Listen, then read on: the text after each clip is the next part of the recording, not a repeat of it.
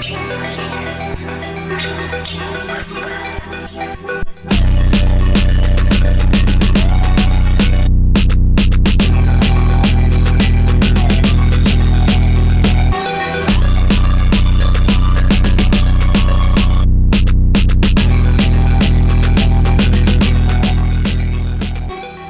X marks the spot. Welcome to Wallride X, the Wallride exclusive, the Wallride experience. My name is Dez, aka FlippinBoards. I buy, sell, trade, and collect rare skateboard decks. You should too.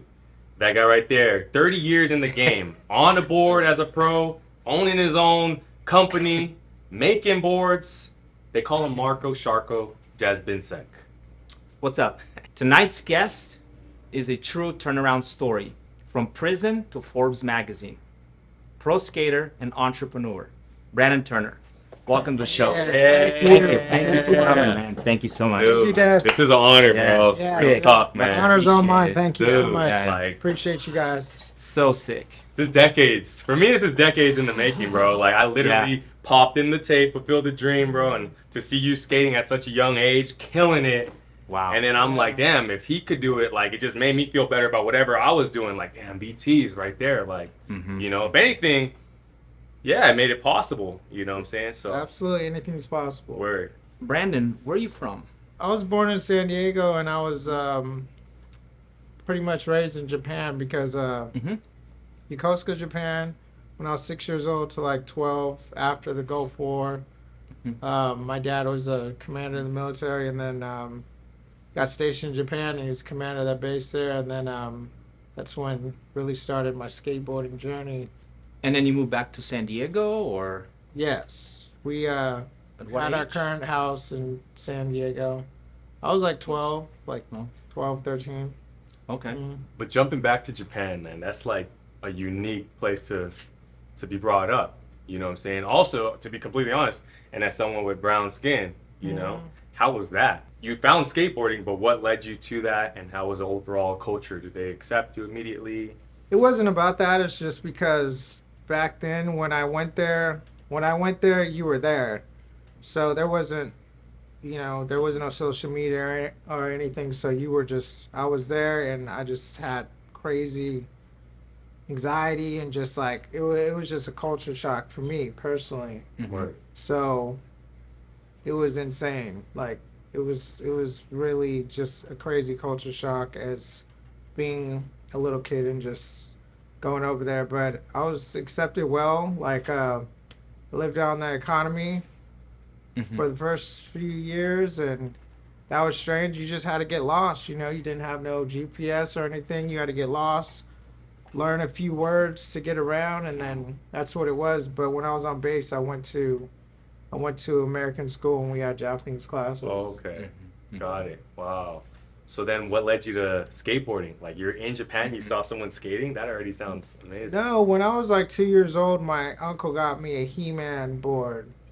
What? So, with the tail scraper and everything, and I'll never forget that. Just like getting that He-Man board, and I've told this story before. When I was like 2 years old, I used to hear this, like, there's this stool by my parents' door, and they would lock, like, the top lock, and of course I'd climb up on the stool and like do it. But every day I just hear this sound like clack, clack, clack, clack, clack, clack. And I'd just be like, I remember 2 years old, it was just like a hypnotizing thing. And I finally like opened the door and went out there and timed it, and I just seen this like neighbor like go by on a board, and it was just like, we're just talking about anime. It was like somebody flying like clack, clack, clack, clack, clack. And I was just like, whoa. So every day I would kick and scream to just go. He was getting out of school because he was older, and he lived a couple houses down. And then my parents finally found out that I wanted to watch him skate by. And so they'd bring me outside every day. And then one day he stopped and picked me up and put me on the front and took me for a ride down the street. What? And then it was over. Sick. Wow. Amazing. 2 years old? Yeah. Man, that's fire. That's young, an experience. bro. Yeah. Yeah. Yeah. Literally That's- remember that still? Well, it's a skateboard, It's man. like Sick. memory Yeah, embedded yeah. in your That's brain, it. Yeah. for good. That's Yeah. amazing, bro. Yeah. So just to jump back to Japan. So you lived there for about 6-7 years, right? How about now? Do you still, are you still in touch with essentially like Japan roots? Yeah, absolutely. That's like my second home. I have a house there. Now I recently this year purchased a house there, but just like after I got implemented in Japan when I was younger, I met a Japanese teenager like 4 years older than me and met him by the beach when I was just with my board, like trying to explore and get around. And his name is Toan Nguyen, and then he took me in and basically unofficially adopted me into his family, and and that's the person who taught me to kickflip. What? Yeah. So how old were you when you learned to kickflip? I was like 10, Or like 10 years old. how did it feel landing that first one? Oh man, it's just like I don't know. You can't explain the feeling. Once you land that first one, you'll never get that feeling back again. But it's definitely Dude. equivalent to like landing a trick you've been, like landing any trick in skateboard. The Right. feeling. This- You know what I mean? It took me like a year to learn my first kickflip. Mm-hmm. Straight up practicing. Right. It's a gnarly trick. The first kickflip. Yeah. I learned varial flips before kickflip. What? Yeah. I was learning, but a Sick. straight kickflip, I couldn't Yeah. do it. I think I did the same thing. The varial was just a little easier. It's a little Just easier to kick flick. it in yeah, front and of just, you. and then Yeah. just jump in front. Yeah. But I remember landing the kickflip for the first time. That like open. I feel like that expands. Like damn, there's a lot that's possible. Like okay, and then the tray flip that really expands. Oh. Yeah. Once you That's hit that tray, you're like, everything. okay, I learned fakie tray first. word. Yeah. Okay. That's Yeah. What size deck do you skate? Now I skate at 825. Skate Mafia board. it's time. Marko, have you been Okay. practicing? No. We had TJ on. I And ride at 825 Skate Mafia Oh, baby. skateboard. Look, no. No. That's what I do. Can you help the boy out? Help the man out. Left over right. Come on, I can't help you too much. Yeah, there you go. You got to connect those bottoms though. Come on. We do. No. You got to connect. The ring. Yeah. Bam. There you go. All right. You gotta do the face though, Marko. Remember, Heart. There you go. Hard. Making TJ proud. We had TJ Rogers on, you know what I'm saying? Yes, I love Yeah. TJ. Yeah. Shout out TJ Rogers. You know. Congratulations on your new shoe with S, and Yeah. that Congrats. was first shoe sponsor. So got lots of love for S and Don Brown. So much love. Hey yo. Should we Let's talk pull a about- board. Yeah. Yeah. Boom. So this is So- what we do. What We do, man. Crack it do? open. This is my little product right here. Entrepreneurship. You're an entrepreneur. Told you You're crushing it, right? You got the This- waves I- coming Open through. it right there. Yeah. This. Yeah, crack Yep, that open. Crack it open. Pull the board out. I'll grab the baggie. Okay. Yep. Lift it up a little higher. Ooh. Whoa. Feels vintage. Whoa. My sensei. Wow, this is original too. That's OG. That's What? OG, yeah. He even dated it actually on the back. It's like 01. That's And he did- crazy. Yeah. He did how he signs. He had the whole code written there. He wrote this? Yeah. And he signed it, yeah. Smolik wrote this. Right, All yeah, this. that's a signature. That's You know how he does it. crazy. It's like the Matrix. This He is code. amazing. Yeah. Just so for you guys who don't know who Peter Smolik is, he's an innovator, one of the most innovative skateboarders ever. Mhm. And this is not by opinion, this is by popular vote of the people who run this shit. For real. He's Word. one of the craziest skateboarders like ever. When you Like, say crazy, what like, do you mean? Technical, like ahead of his time, Way ahead of his right? time. Like Mm. it's Everyone is just like now doing what he did. I've seen all these tricks before, Right. from him. And he pretty much, he taught me how to skate to the next level. yeah. Can you talk about Peter Smolik, like pre-Shorty's era? what was his influence on you before you got sponsored? Where I was from, Claremont, he was just the most popular. Obviously, everyone knew him. He was the best skateboarder. And I'd just be with my, like, mom driving. I think I was, like, before I moved to Japan, like, 5. I remember, like, seeing him in Mervin's parking lot skating the red curbs with his whole crew and stuff. And I got to meet him before and, like, you know, skate, like, a little bit before I moved to Japan. So, man, it's just like, but the story starts when I moved back from Japan, because I was such a little kid, you know. But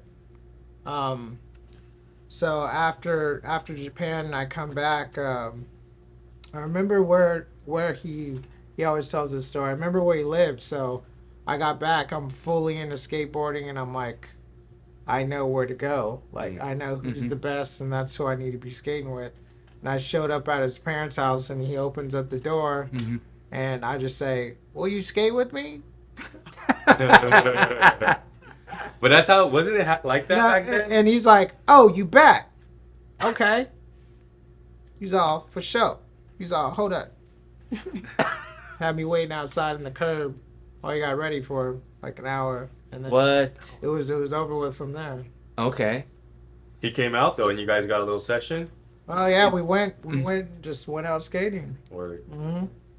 And then what? He was like, all right, meet me here, because you called him sensei, so it was like Mr. Miyagi style, like meet me here tomorrow. No, yeah. 6 So a.m. what ended up happening, I was in 7th grade, and then him and the homeboy, Lapdog, Lappy, that's like who had the car and who was driving with them. They were in high school.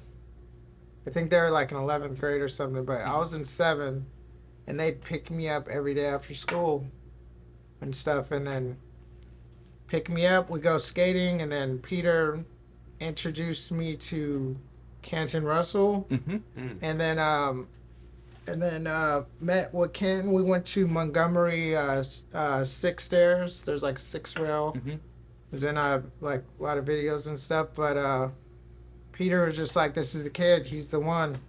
And then Ken's like looking at me, he's like, "All right, well, let me see what you got." And then I just did every trick I knew how to do down the 6 stairs, like first try, because I've been practicing. You know, so, and then after that, Peter, you know, kept training me, telling me to stop rolling my kickflips on the ground, and you know, all types of stuff. And then went like, you know, would like really be on me, like at spots if I didn't want to skate a spot or whatever. He'd be like, "The street lights are coming on." He's like, "If you don't try this or do this, you ain't got to ride home." I've gotten left at spots before. Word. What? Yeah. Wow. Like, you ain't coming back like fully like, you know, pinned down. It's not how it was today. Harsh stuff. It wasn't how it was today. Like, I did wrestle, throw it around, pin down, spit loogie, swipe ups from. So when I got on boys skateboards, this is what happened. Like, Peter was just like, "Oh yeah, let me see that board." He snapped my board, and I was just like, "What are you doing?" And then he like has like a 4-board box, and he's like, "Welcome to Boy Skateboards." My boards. Sick. Yeah. Okay. Hey, talk about that again though, like getting left at a spot and essentially like tough love. Yeah. Right. You know, because I don't even know if that exists. Does that exist in the current skate landscape? I don't think so. Not in U.S. Not to There's that some extent. stories like Brazil, you know. Yeah, not to that Maybe, extent, but no, he was like serious, like, "Yo, I picked you up from school, all this, you're not trying to skate, like, find your own ride home." Yeah. And so when you would do that, like let's say you got stranded and you're like, damn, and you go home, but did you ever think of quitting, giving up? No, never. That just like fired me up. That's what it was all about. Like, he's even broken my board. "Oh, you don't want to skate?" Snapped my board out of spot and then left me. What? He's like, "You're for sure walking." Yeah, for sure. Like, it was like, wow. Okay, that's what's up. Yeah, Madison High School, the high school he went to and I went to, I was like learning like switch trays, like down them and stuff, and he wouldn't let me leave until I did it 5 times in a row. What? What? Do you know what year was this? And what tricks was he doing? What tricks were you doing? You know, what were the 96. tricks? He just like had pop. He was already kick flipping over stand-up trash cans. Like he was doing backside 360 tail kick flips out. Was in the Voice promo. You know, he was, you know, doing switch flip backside 5-0s on ledges. Like, you know, Wow. just like he was just crushing it. But Well, would you Definitely. ask him for advice, and would he give you advice, or would he just be like, watch and learn? no, he'd be like, yo, I told you stop rolling the kick flips on the ground, son. He's like, pop that shit. Whatever. Billy, try this shit. Do this rail right here. You got it, you know, just, he'd always be directing me. Mhm. And even when I filmed this independent thing recently, I brought him and he was there and stepped in, he was filming and like, there's this like big ass bowl like crazy. And then there's like a little step up over here. He's like, oh, Billy, he's like, I'll be dope if you nose manual into the bowl. And I was like, shit. I'm like, still giving me that stuff that I'm like scared of, like, you know, still making me level myself up. So So he called you Billy? yeah. Call me Billy or Little B, you Little know. B, Billy. Yeah, our boots. Word. Mm-hmm. So you never questioned him? You were just like, I'm gonna just do it. I'm gonna just do it. No, it was Smolik, man. Like he meant business. He was serious, and he was the man. That's what's up. Mhm. Because again, in the world of like, Well, as a basketball yeah. player, it's like yeah, the more you question your coach, this and that, it's like it's it's counterproductive. Mhm. You know what I'm saying? It's a little bit like when we had Stevie on with Mhm. Josh Kalis, how Josh was pushy on Stevie Right. at Love Park. Right. It's kind of like that, right? Right. Pushy, and then, you know, then you progress and you get better that way. Yeah. That's. I mean, I believe in it. I back it. So you need some incentive too, and then there's always incentives too. Mm. You know, like, hey, yo, you do this, I got 200 for you. You know. Oh, Like that for was real? like- Okay. When All I- right. yeah, when Oh, yeah. Wow. When I was on Okay. Voice and stuff, there was always money on the line, and like, Mhm. I mean, people do that now, but it was like that for real. Like, Mm. Mm-hmm. like, hey, you do this, like, even anywhere from like 200 to 400. Dave Sloshbach, who did like Plan B videos, girl, like mentor, best filmer in the Legend, world. yeah. Yeah, Filmmaker. he invented the handle Oh wow. for filming. He invented the hand to mark the footage. Oh, okay. Wow. That's Dave Sloshbach. wow. Mhm. Yeah. So like a couple $100, that's big money for high school too. Yeah. Oh, it's Mhm. hey, even now It's it's, decent, like, yeah, like, yeah. you- yeah, it's something for doing what you love, and Mhm. you got everything to win by incentivizing your progress. Yeah, we'll talk about that too, because the landscape, I mean, financially, in that era, which we call it the golden era of skateboarding, because bro, y'all were making waves and getting paid. Oh yeah, Right. all day. Yep. we're gonna get to it. Um, So, really quickly on this board right Yeah. here, I just want to this graphic, this big one, right? Yeah. Big one. This one, we were talking about this one in Muska's, the Yeah. art and the artist. sold like crazy, and then The artist is dude, The artist is Q. Scam. Scam, right? Scam? Yeah, Yeah. Scam. Oh, you yeah. call him Q? Yeah. Oh, They I look- was, I was like, You're like, Q, I thought it was look, Scam. Q. Oh, Oh. she's putting us on. Okay. Shout out to Q. Scam. Scam. Q. No. Scam, yeah. His I didn't know. name is Q. So, So Scam and Uh-huh. Scam did Eminem's first Yup. album cover. Yup, we had So Toan this- on. Toan was talking about that. original? Yeah, this is OG. Silk screen? So screened, and then remember, like, there's two versions. This one has the S on it, so I think this is like maybe the 775 or the 8, Mm-hmm. and then they did a 825, and it had a L, so it was a large Mm-hmm. on it. So because the graphic did that well. But Oh, this was one of the best SD. sellers, yeah. SD. Oh right? It yeah, was a crazy seller. best sellers ever. And then just to turn it to the back for y'all, Smolik signed it, and you know how he is. You got to Yeah. decode. It ain't just no regular deck. Yeah, you got to decode that. It Mhm. probably means the whole. You'll probably find out some other stuff that means later. You know. Yeah. I'll just read it. To remain in my, because this is actually from his private personal collection. Yeah. He got rid of it in 2022. To remain in my private collection, but the homie is a genuine collector and a loyal appreciator of my skill and style. I'm very proud to pass this board to him. This exchange will be with me till I leave this planet and on to the next. Shorty's mom. Shorty's mob, yeah. Right. Shout out the one and only Lord Pillage. Yes. Lord Pillage. Smolik. Can I check it out really quick? I got this loop. Oh, whoa. What is this? Just Detective files. just to check. Hold on.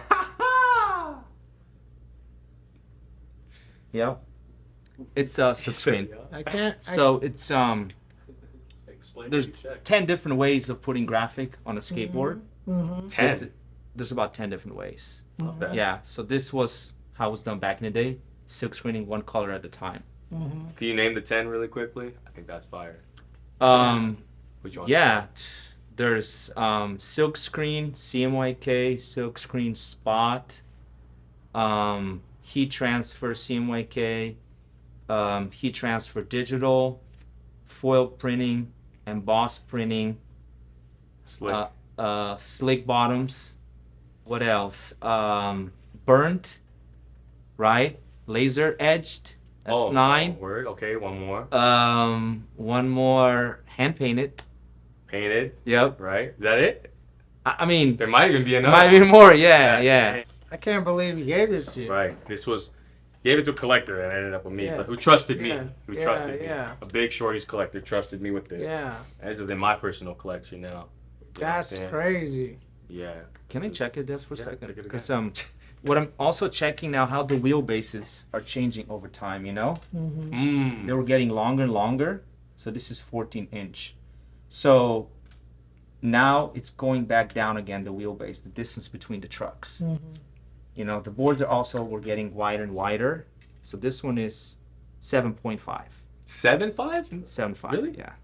Yeah, we were 7.5 with a 14-inch wheelbase. Oh, in tech. Yeah, right there. Right. Yep. This is that's what I skated. Yeah. 7.5s, right? That's what I skated in the 90s. Concave Yeah. is like not that Flat. much. Yeah. Flat. Pretty Mhm. flat. Y'all, Yeah. you guys made it work. Beyond that. Word. That board is. Well, you can't. All right, hold it. now, 7.5s, you can't find a 14. Mm-mm. Like it's 13, that's something. 13 and a half, maybe? Yeah, some bullshit. Only thing is the. But you know why that is? Or, Because now they're thinking the 7.5s are for little kids. oh, yeah. But back then, 7.5s were for adults, which is 14-inch wheelbase. What logic is that based off of though? Like, 7.5 is are for kids, but 20 years ago, pros were skating 7.5. Like, I don't. Right, How does that not make exactly. Like, how does that make sense? Short answer is when you have the non-skaters designing skateboard decks and shapes. Thank you. Thank you. Because I'm like, day one still I'm running. like, why are we Right. running around the corner? I'm just like Right, waiting. yeah. I'm like, Right. For real. Yeah. so That's what it is. really shortly said, someone who doesn't know what the fuck they're doing. Okay. Yep, So just exactly. stay in your lane and stay stay Right. away from the skateboard history of what is supposed to be. You know. Because I'm almost Yeah. curious, like, Mhm. what if more skaters were skating 7.6, 7.7, 7.5 right now? Right. Well, I think I'm seeing just people go back more to creative and Mhm. technical because you can't like how big Can you go, right? Yeah, like what's Yeah. going on, and it's just like Mm-hmm. how many rails, like so. I see that coming back, that authentic style. Yeah. And Brandon, do you see like board sizes going down a little bit? I recently just like threw on a board and it's smaller. I think it might be an 8.1, but it was like Mhm. difficult for me to like adjust. But I'm like, cause I like skating down like big step for a bigger board, but I think I like a small. It's just like Mhm. flipping way easier. I'm like, Mhm. oh, I can get super tech on this. Like, why wouldn't you? You know? Right. Mhm. Yeah, that's what I was wondering. I was like, why? It must have been marketing. Yeah. So for example, recently I went down. I was on an 8.0. I went down to 7.9, Oh yeah. and I'm loving it. Yeah, Uh-huh. 7.9 with a 14-inch wheelbase. I gotta measure my Yeah. board. Hey, Toan. Hey, I we know who that is. What? What's good, man? What you doing? Yeah. Tuan! Tuan's moving in the night. Special guest, y'all. We got Toan Nguyen up in Hey, this. sorry I couldn't swoop you, man, but there's a lot of traffic up here in LA, so you know What up? all Yeah. good. Yeah. Who's there? What you doing? Hey, What you on, Are man? you screen recording? What you on, dude? What you on? What do you think we're talking? Podcast. We just chilling. We working. Hey, you never called me back, man. Hey. Should we have a bullet right now? Yeah, pull the board. All right, you hold it, Marko. hold it, yeah. You show BT you're pulling it. Do you see it? All right. Yeah. Oh, it's another one. Yeah, crack it. Yeah. Oh. Let's go. You're on the spot now. Okay. Show Toan. Take the baggie.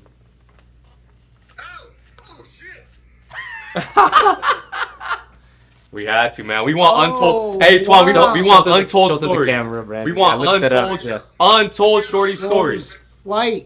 Yes.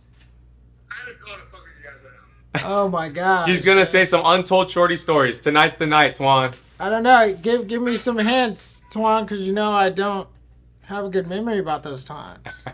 Why is that, huh? Why is that, Toan? You instigated it. The flight. Things were moving fast back then Yeah. for you guys. So fast. This is good. This seems like a little longer. I like. Ooh, I Small miss one it. also, 7.5, huh? This is original. Yeah, yeah. Skateboard's all like the fucking thing where it's like a one of one. Oh yeah, they used to have that. They used to have like the numbers on the boards. They were ahead. But yeah, that's a 775. Oh, 7.7. Yeah. 31.5. Yeah. No, yeah. OG. I wrote 775. OG. Sorry, dude. I'm fucked up. I'm a drunk as shit. I didn't fuck with man right now. Hell yeah, dude. No worries. I'll see you, Toan. I'll holler at you when I'm done. Chop. You out? You. Peace. All right. Thank All you. right, brother. Thanks, Much Juan. love. Later. Yeah. Thank Love you. you. We love you too, man. Yeah. And your brother, man. Shout All right. out to Toan and Toan Nguyen. baby. Toan, stay strong, man. Hey, All real right. quick one, guys. It's all fake. Hey, don't believe what Brandon says about me. It's all fake. No, He no, said, no, don't no. believe what Yeah, Brandon yeah, says about him. that's It's all bullshit. fake. No. Okay, we'll fact check it Juan, after. thank you, man. Thank you. Much love. We'll All right, fact take check care. it after. Love you guys. Yeah. Love you, man. Hey, y'all, real quickly, wallridex.com. You can get yourself a signed Toan Nguyen board right here. Mhm. And 100% of the proceeds go towards supporting Toan in his battle right now. You know what I'm saying? He's battling cancer. He's going to beat that. And with all our love, all support from everyone who he's influenced, everyone who he's inspired, we can just, send some more love his way, man. We got this. So, boom, wallridex.com. All right, Much love. X. Yes, Tone. Love you, Tone. Yes. Yes. All right. Can I check the wheelbase on this Yes, please do. one? It's a 775. OG, dude. I never did any of this. That has to be from 2000. 775, yeah. 2000, right? I'm assuming it's 14 inch. Yep, Yep, 14 inch. So today, a 775 would be a shorter wheelbase, That's my argument. you know. Like that. Because of that. Like, This is the correct. So like. this is if you correct go back to, dimensions. like, what you guys were talking Proportional. about, right? Yeah. Right. Front Small of the board. skate. It's You're good. not I like gonna that don't, shit. Like skate this wheelbase. I mean, not this one, but like the newer wheelbase. Yeah. It's a shorter wheelbase. That's for babies, yeah. You can't do anything with that. No. You know. And then so then like it doesn't really do anything. But then if you Yeah. have the right wheelbase, then most likely you're gonna be able to seek into like, hey, is this my size of board? Like you can actually test it out, right? Because the wheelbase is right. So Yeah. the 7.6s or 7.7s that are made today, the wheelbase is larger. Today, they're shorter. Or they're Because shorter. they make them for little kids. Because they think like little kids are skating 7.75s and But- 7.5s. Today, the businessman making skateboards, they don't skate. All right, so talking about shorties, how'd you get on? So I was on Voice Skateboards. I was skating in PB a lot, and there was all this like hype and stuff that Muska went to Shorty's from Toy Machine and doing the thing, and I heard Steve Olson was on, and that's it. And then like Muska was like a giant to me, or whatever, and somehow he called me on my room number in my house, like. Not a cell phone. This was the house number. He's like, "Yo, what's up? This is Muska." You answered? Yeah, I was there chilling after school or something. you Yeah. know? What's up? Da da da. You down to ride for Shorties? And I'm like, fuck yeah. You know, and then the hardest part for me is I had to call Ken because Ken's like my mentor. And I was on with my other mentor, Peter, Mm-hmm. and it's just like, I had to make that call and just be like, I'm off, I'm going to ride for Shorties. And I had to do that. And, and then it was on, man. I got that first box and it was seriously everything. Whoa. Like the box was like that big. Like it was like, it had like 15 boards in there. It had like the dodos, the bearings, the bolts, Mhm. all the gear, pants, All that. backpacks, everything. I was just like, it's over with. Mm-hmm. You know, I think Shorties is like the only ever, I think, board company to take over like every single industry in skating, like Right. the bearings, the grip tape, Mm-hmm. the clothing, Mm-hmm. everything. We Mhm. were on top of it all. The marketing, right? Well, it was the largest advertiser, Shorties. Mhm. They spend the most money on ads. For example, with my brand, I spend, let's say, like $100K on ads, right?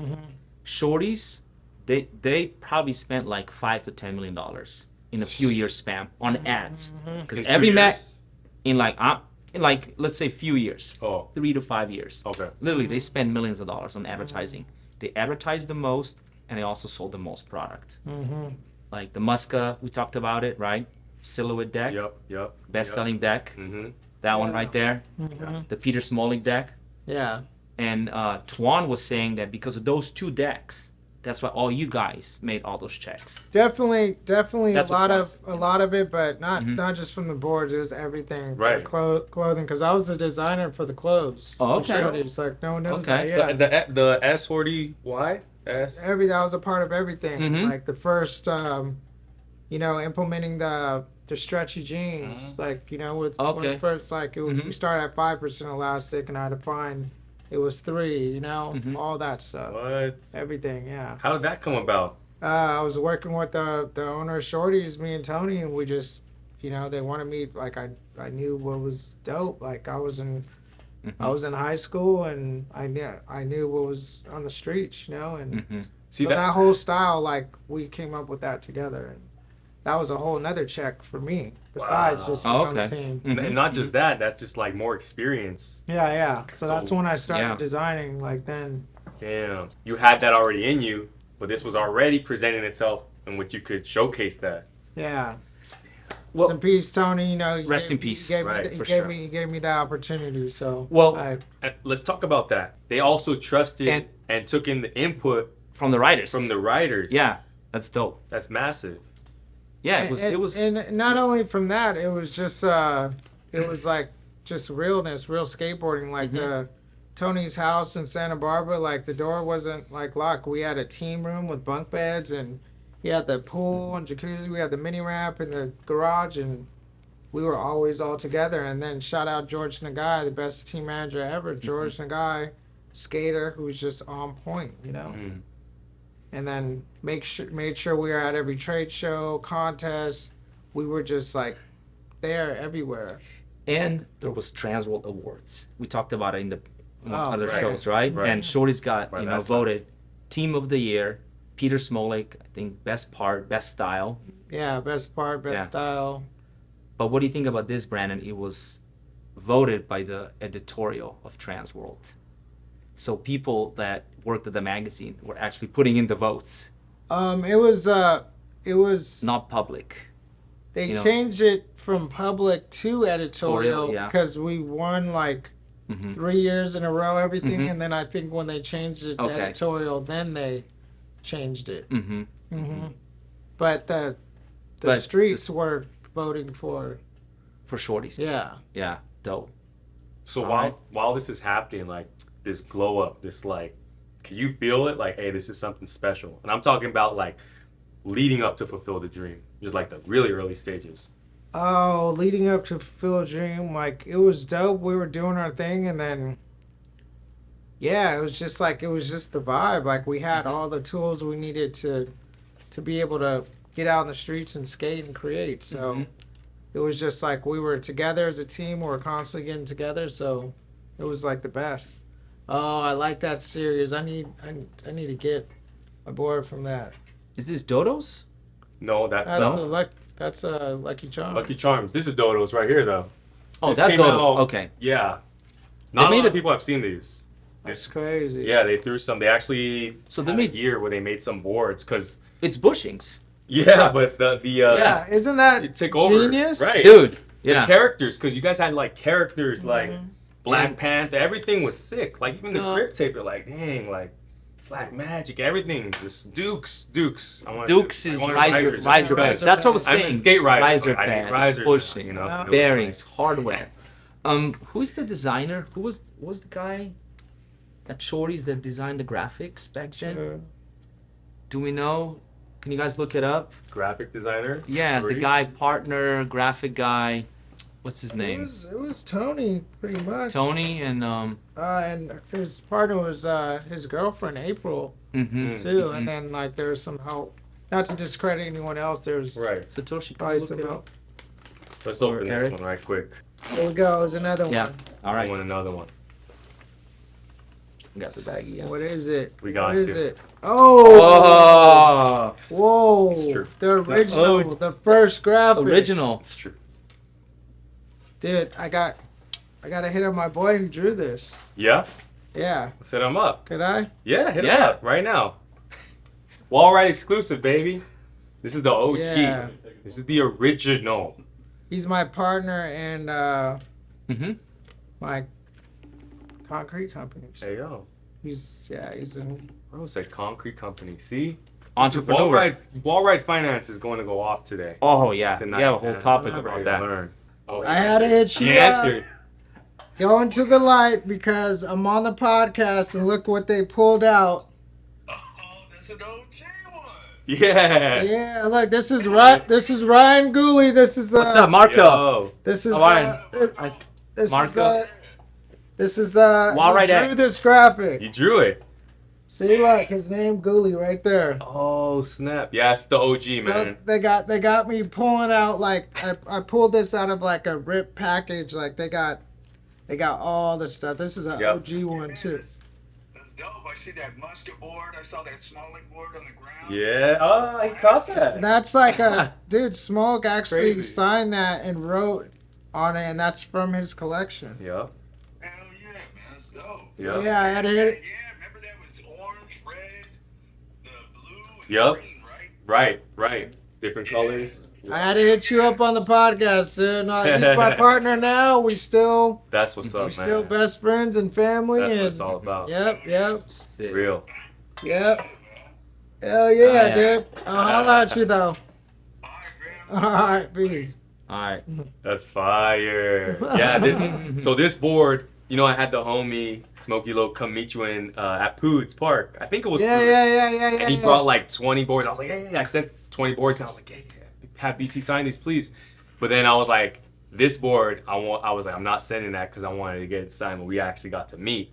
Yes. So I was like, I'm gonna hold the exactly. OG one for you to pull out, and then we'll, get to sign it today. This is crazy. You have this. Yeah. Where'd you get this? Oh, I got it a few years back. I've been collecting for like, heavy for the last 4.5 years, and this was one of the ones on my list, man. So yeah. That's crazy. You got That's- this. Yeah. Screened. Can I check That's it the out? OG stuff. Here, you Yeah. wanna? Inspect it. Yeah. Bring that thing out. Pull this one for me real quick. Yeah. What is that? A magnifying glass? Yeah.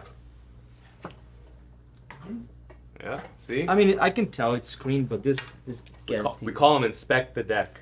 Inspect the deck. Inspect the deck. Yeah, it's It's still just like there's no like there's nothing like Shorty's anymore like Dude. ever. Right. It's Right. just like you can't touch it. Mm-hmm. It's You still can't. I mean, you can. No, I don't care who you are. Like Right. you just can't touch it. it's coming back hard too. You know what I'm saying? Like I remember there was a period when Shorty's kind of faded, and it was like, damn, I want the Shorty's boards. So when they started bringing them back, it was like big deal. But finding the OGs, which are still out there, that's like treasure hunting. So yeah, Wow. I got them the blue. Mm-hmm. That's a 775. 775 Yeah. with a 14.125 wheelbase. I think this is prime wood. Shorty's was made by prime wood for a little bit. if you remember. So, man. Which is He's like, I think I can tell by the stain color of the veneer. word. Yeah, I think it's by First Prime Wood, Yeah. which was the wood shop that Steve, not the new Prime. The old prime, yeah. They said they were printing like 20,000 plus boards a month, or maybe more. But Oh, sometimes you know, 100,000. people thought we were capping. We said that we were talking about that actually is a thing, right? I know the 20,000 because they posted on their website. Of that graphic, they were doing 20,000 of them because they had the red, the orange. Shorties Yeah. back in the day. Yes. Because back in the day, I heard Muska sold like 100,000 bags. Yeah, it maybe was- per month. Yeah, it was Some crazy. some All like y'all out there, man, thought we were Well, capping. Let's talk in dollar amount. When insane. Shorties was on fire, Yeah. they were doing. So when a company is doing like good, not like on fire, let's say $1 million per month in sales. So that's 12 million. But when Shorties was on fire, maybe 25 million per year. Wait. $1 million per month was just like regular. That's good. Million per month in sales, dollar Yeah, amount. yeah. You know what I Right, mean? right, yeah. revenue. But Shorties was probably maybe 1.5, 2 million per month at one point. So that's, No, yeah, it was at that was least massive. a bad month was 2 million a month. Yeah. Word. Yeah. Yeah. Yeah. I remember that. I remember hearing Mhm. that. It was Mhm, just that was just regular. Right. But talk about this. You know, going pro. What was that night like, or that day Mhm. like, or did you know going into it? You know what I'm saying? Well, it's more complicated than that for me, because when I was 17, I was running from the cops, and then I accidentally jumped off the bridge and then fell and broke my leg. Recovered from that in 6 months, and then when I was 18, the year I was supposed to go pro, like early, like I got ran over by a car and broke my other leg. But not only that, like I flatlined, like I died, like I was in a coma, like I was fucked. So they wanted to cut off my leg. So that, I remember like Toan coming to visit me in the hospital, and I was just like, I don't think you guys understand how crazy it was. Like this is the leg, dude. Like, you know, Whoa. Wow. like this is all metal. Oh, For real? wow. Yeah. So Yeah, metal. you wanna, Is it cool? yeah.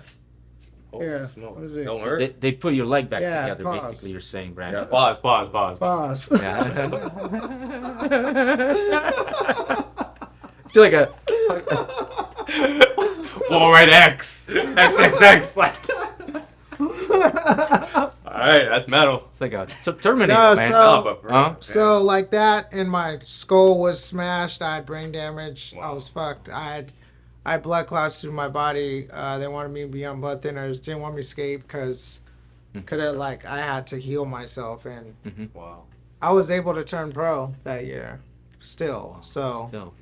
but like my brain wasn't good yet. What do you remember anything from that time period, from that like recovery process, that period? Like, Yeah, I remember dying. I died 4 minutes, 3 times for 4 minutes, like 4 minutes plus each time. you see something? Oh yeah. Yeah. Yeah, but this is a whole nother story. It all like ties in from the bridge. From the bridge? Yeah. From the jumping? No, yeah, because Getting it was a 50 foot. I fell 50 feet. 50 feet. Yeah. I landed on my feet. Like, I know you don't want to talk about like stories I've already told, but I can like, I'll just like put it really like fast. Like, so running from I was with some friends, bonfire, ran from the cops, ran up on the bridge. It was at nighttime. Seen the cops coming up the bridge. There was like two bridges going both ways, you know? Like, seen the cops come, I'm like, oh, if I jump over the center divider of the bridge and run down the other side, they can't make a U-turn on the bridge. I ran over at night and I hopped over and realized it was an illusion that the other bridge was really way the fuck over there. And I was just like, oh shit. And then right away, like, I just thought like my parents aren't gonna know that this was an accident. Second thought was like, oh shit, like it's over with. I'm already leaving. I just got here, and I was just like, wait a minute, I'm already leaving and I just got here. And then I remember coming here. And then I'm like, wait, I remember coming here, but I remember the feeling coming here, like being born. Because me knowing this is all while I'm falling. Me knowing I'm about to die, I'm like, oh shit, it's over with. Worried about my parents. Oh shit, I'm already leaving. I just got here. And then I'm like, wait, I remember like coming here. And like, I remember the feeling of coming here being way gnarlier than being about to die. And then I was like, wait a minute, I don't know where I was coming from exactly, but I was like, I remember the fucking first feeling, the first thought that when I was born of what it is, and the first feeling I had was, oh shit, I fucked up. This is not what I thought it was going to be. Whoa. Yeah. So, hopping over the bridge, full circle, like, oh shit, it's over, I fucked up. And then remember being born, being like, oh shit, I fucked up. It's like the equivalent, like, of like, I'm going to give you all the knowledge in the world, like, you're going to get all this amazing experience, this knowledge, all this stuff and everything, like, all this crazy experience, all this wisdom and stuff, but guess what? You get to get it in 10 seconds. And then, all of a sudden, you're like, oh, for sure, and then all of a sudden you wake up on day one in a body and you're like, oh, shit, I fucked up. This is going to be a fucking long 10 seconds. It was that feeling. Wow, bro. It's so trippy that while you're falling, then that's what came to mind, and then that took you back. But when you even mentioned, like, seeing the skateboard at 2 and remembering that, I'm like, damn, so you had that type of memory, honestly. Yeah. So when I, like, got hit by the car and was, like, dying and coming in and out and stuff, like, it was equivalent to, like, waking up on a couch. You ever did psychedelics, or you ever been blacked out drunk or whatever, or you ever came to out of anything?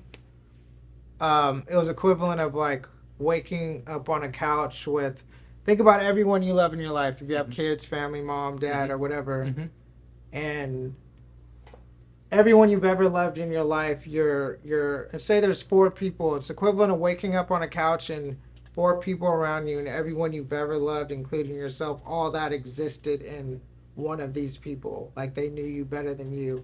And you're just like, no. Oh, shit, no. When you got hit? No. When I was, like, the place I went to. Flatline. Oh. Yeah, so it was equivalent of, like, there was people there, like, you're okay. And I was like, no. Like, felt so real. Like, I had a whole life. I had a mom, a dad, but it was like an illusion. Like, this was just another frequency. It was crazy. Whoa. Oh, wow. That's Wait, but was there a moment where, like, all right, you're going back then? No, it's not you're going back. I remember them, like, sticking tubes down my throat and being back and just thinking that, like, it hurts, like, so much more to live than we realize. It's so much pressure. Like, it was more back at your original state. Like, I realized from that point on that this is just a human experience. Bro, you sharing that, that's already changing me, like, inspiring me and making me feel like at peace with a lot of things, bro. And if you're out there and you go through stuff, we all go through stuff. We all literally, like, that might even be why we're here, to go through stuff, you know what I mean? And learn and evolve. What it made me realize, though, from the bridge and stuff, it was a choice. All of this was like a decision. And all your experiences are just like, it's already a decision. Everyone in your life and everything, it's a decision. Everything you go through. Put yourself through that human experience to be able to learn from that experience. When you landed and you realized, oh, I'm not dead. I didn't transition, or you're still here. Yeah, well, I hit the ground and I was like, my wind got knocked out of me because I think my knees hit my chest, and then all my air went. I was like gasping for it, and then I got air, and I was like, oh shit. And then I moved, and then I realized my leg was broken. And then that was that. So then what did you do though? Someone saw you? Someone ran over? No, there was some like some Hispanics like fishing over there, and they were just like, they didn't believe I fell off the bridge, and then I had to show my leg, and it was like that swollen, and then they called the ambulance, and you know. But did you physically like crawl over there? No, I couldn't crawl anywhere. Oh, you couldn't move. Yeah, it's funny, the movies and stuff, you know, you Right, see yeah. people break, Yeah. like, no, there was no fucking moving at all. It was like, I'm literally not moving. Like, Nah. could you even speak? Here's my tibial and fibula. Yeah, I was able Yeah. to talk. I was, like, panicked, but, Mhm. you know. Jeez, bro. And then the second time, hit by the car, then that experience. So when you returned, did you have a different, how was your outlook, you know? It's like, I was young, so I kind of, like, was just in my ego, selfishly just trying to get back to skateboarding and worried about that. But I know what happened, you know what I mean? And I knew I was going to have to come back and face the reason why I went through those experiences. I couldn't ignore it. I was just trying to, like, brush it to the side and be like, I just need to get back to skateboarding. But I know what really happened. And then eventually, like, I was mature enough to face it. Like, I know what this is. Like, it's not a debate. It's not an argument about belief or whatever. It's just, with me, it's either you know or you don't. And how long after that did you end up getting this? This was your debut, right? Like, 6 months, 7 months after my accident, probably. Really? Wow. What was that like? Was Dropped the video, no, 2000, 2001. No, like, probably, yeah. Brandon, was it after the Guilty, when Guilty came out? You turned pro? Yeah, I turned pro with, like, Guilty. With yeah, the part, yeah? That was, like, my coming pro. Amazing. Yeah. Yeah, after the accidents and stuff. So I made it. Like, that was my goal to, like, oh, shit, 2 broken legs, back-to-back years, you know? And it's Yeah. so cool that, like, your homie, you know, who did your pro debut, this was your pro debut graphic, correct? Yeah, Just it's making my sure. first graphic. The fact that you guys are still tight, Mhm. you're doing business, Mhm. and like, you know, it came full circle Entrepreneurs, as well. Years later, that's what's up, you know? We had Sammy Baptista on. Yes. Bappity. Shout out to Sammy. Shout out Sammy Hey. Bat, man. Let's go. Yeah. Sammy was saying how, you know, you and Sammy were like battling it out, like competition. Yeah, we Just like- didn't like each other at all. I didn't like him for sure. Oh yeah, like He yeah, didn't like why? me. Like why? Yeah. It's just because So- we were like too young, like kids, like yo, like we were hungry and stuff. I remember Mhm. the first time I ever felt threatened by anybody was like by Sammy, and we went to Boulder to his skate park, and he was just doing high ass switch frontside 180. Like he was like this big, dude. Mm. I was tall. I was towering him, doing switch big ass frontside 180s above coping on the, like, a lot of people don't know that, but Sammy was skating transition like really well. What? No one ever Yeah. sees that. Yeah, Like, he's a I'm talking about like street on texture full, skater. on like 10V quarter pipe switch 180s, like Jagger on that ass, like. And then I seen that and I was like, oh shit, I can't do that. And then he did a switch frontside flip and like tweaked it and landed. I was like, every try.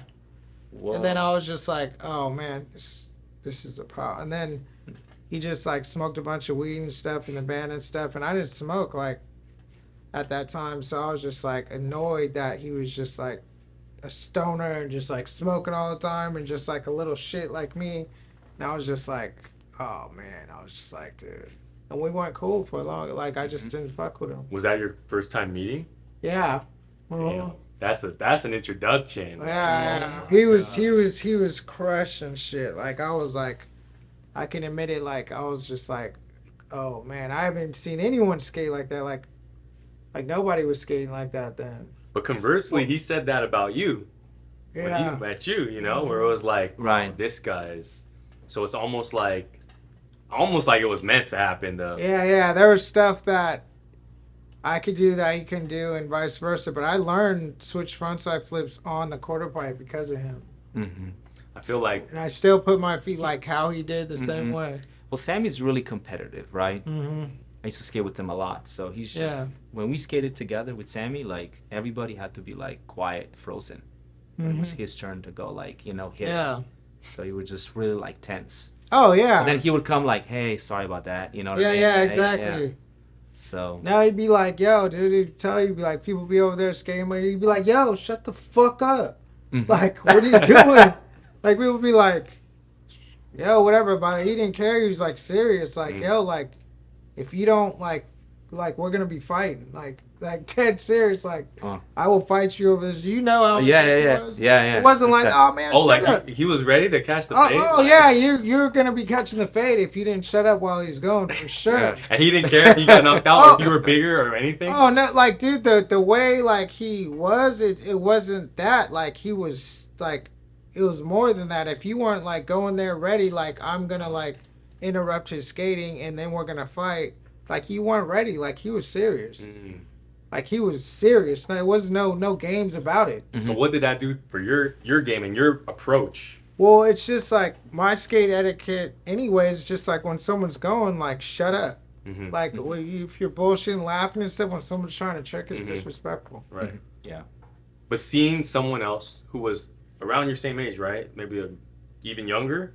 Yeah, he was younger. Younger. So when you left that first meeting, in your mind, were you like, yo, I got to take my skating to another level? Oh, it stuck out to me. And I think I seen his church of skating part, and I already knew like there's some stuff. I seen his switch backside flip like over the rail, and like how he did it, I was like, oh shit, like, you know what I mean? But it was, he inspired me, no matter how the feelings was. But I'm serious about that. Like yeah, I don't think real people were like, oh, big or small, like, but he's trying to trick, like, you knew, like, when he, like, was like, yo, shit, like, he was, like, ready, like, if, like, it was just hard to explain, like, people wouldn't be, like, they're like, oh, what, shut up, like, no, like, you're gonna be catching the fade for sure, like, but serious, like, you hurt someone's mom, like, you didn't want to go to that level. Right. There was no games about it, you know. Right? Yeah, right. You know? Yeah. He was intense. Intense. He was serious. But then after the session, it was all cool. He was like, sorry about that, guys. You know, just super focused. Right. You know, trying to get my trick. Yeah, Sammy Bat. Right here. Bat, man. Oh my gosh, dude. That's OG. That's the OG one? OG. Yeah. That's his first Oh, one. yeah. That's OG. Yep. I can tell by the stain color. This is prime. Yeah, that's a color. The original prime. They don't even drop that color. That's like no. And also see how rounded the edge is? Yeah, they used to do that. What do you mean rounded edges? Well, why would they not do it anymore? They still do it, but not quite this rounded. You know, it's a little bit more squarey now. Let me see. I think it was known for this wood shop, the original prime wood shop. Right. Which was in Hawthorne. It's a nice little shape. Yeah. Mm-hmm. What is it? It's 8, right? I think it's smaller than 8. That's a good shape, too. Right? It's a sick board, yeah. I would skate it. 775? 775, yeah. Yeah, Oh, wow. yep. 775. Yep. See? Yeah. That's what I'm saying. It's Sammy Bat. I love you, brother. You already know. So talk about that. At what point did you guys, you know, first it was like straight up competitive. I wouldn't even call it friendly competition because it sounds like it was just like straight up competitive. Oh, yeah. Like, we were ready to fight. Like, Yeah. It was like that tense. But what? He said we were ready to fight. Like, what you mean? Like, If any one of us crossed like those boundaries, which like I had the same boundaries, like, you know, like, I was just like, yo, dude, like, it's not no games, like, dude, like, I'm gonna need that if you, right. you know, if you say something else. So that's how you got. That's how you guys would get into the zone. And then let's just say some people would call it ego. You said ego, like because you were so young. Yeah. Talk about that, like as a high schooler, as a teenager, and having so much success, and how that plays into the whole ego. I mean, there's definitely like a little ego. I mean, I was always like cool with everyone. I just wanted to have fun, you know what I mean? But when it came to someone like just how I was brought up by Peter Smolik, like it was just times I don't know if anyone could relate nowadays. It was just more like there was just more like manly mentors, like, you know, like you say something out of line, like you get smacked, like, you know, like that was normal. Or that's what I don't see a lot of people getting smacked unless there's a camera out and they're trying to make some like viral content. But no, I'm just, you know, like people will put hands on each other. I mean, like, you know, like it's just, and then little kids to their older kids, like you get roughed up, and that's just what it is. So when it came to stuff like that, like basically we just fought for what we believed in. Word. Full all in. Yeah. All in. 100% all in. committed. Yeah. I think that's like what skateboarding teaches you guys a lot, and that's why I feel like skateboarders who have success in other areas because, you know, if you want to land a trick, ain't no 99.9% gonna get it done for you. You gotta be 100 plus. Yeah, skateboarding like teaches you like what it feels like to fail, and it's the art of failing that makes you better, like the art of falling. Or Longevity in skateboarding is knowing how to fall right. wow. Yeah. Yeah, tuck and roll, eat healthy, exercise, stretch. Have to be on the program off the board, right? Yeah, To exactly. continue skating on the board as we get older. Yeah. But a lot of skaters, I think now it's becoming more widespread, like treating yourself as an actual athlete. I think just because in the 90s, wasn't more taboo, like, oh, I'm not an athlete, I'm not a, you know.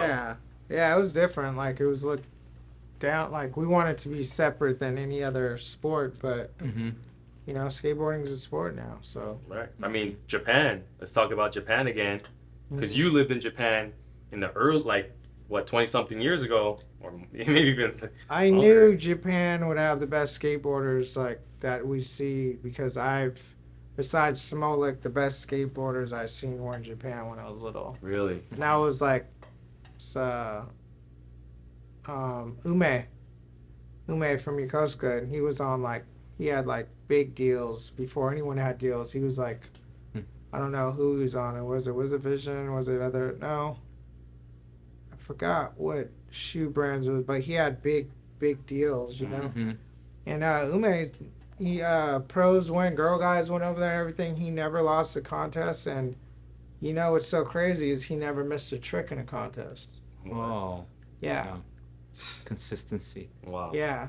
And the years in Japan when we skate in Japan, we skate at Chuo Park in Japan, and I've seen him miss flat ground trick probably 3 times.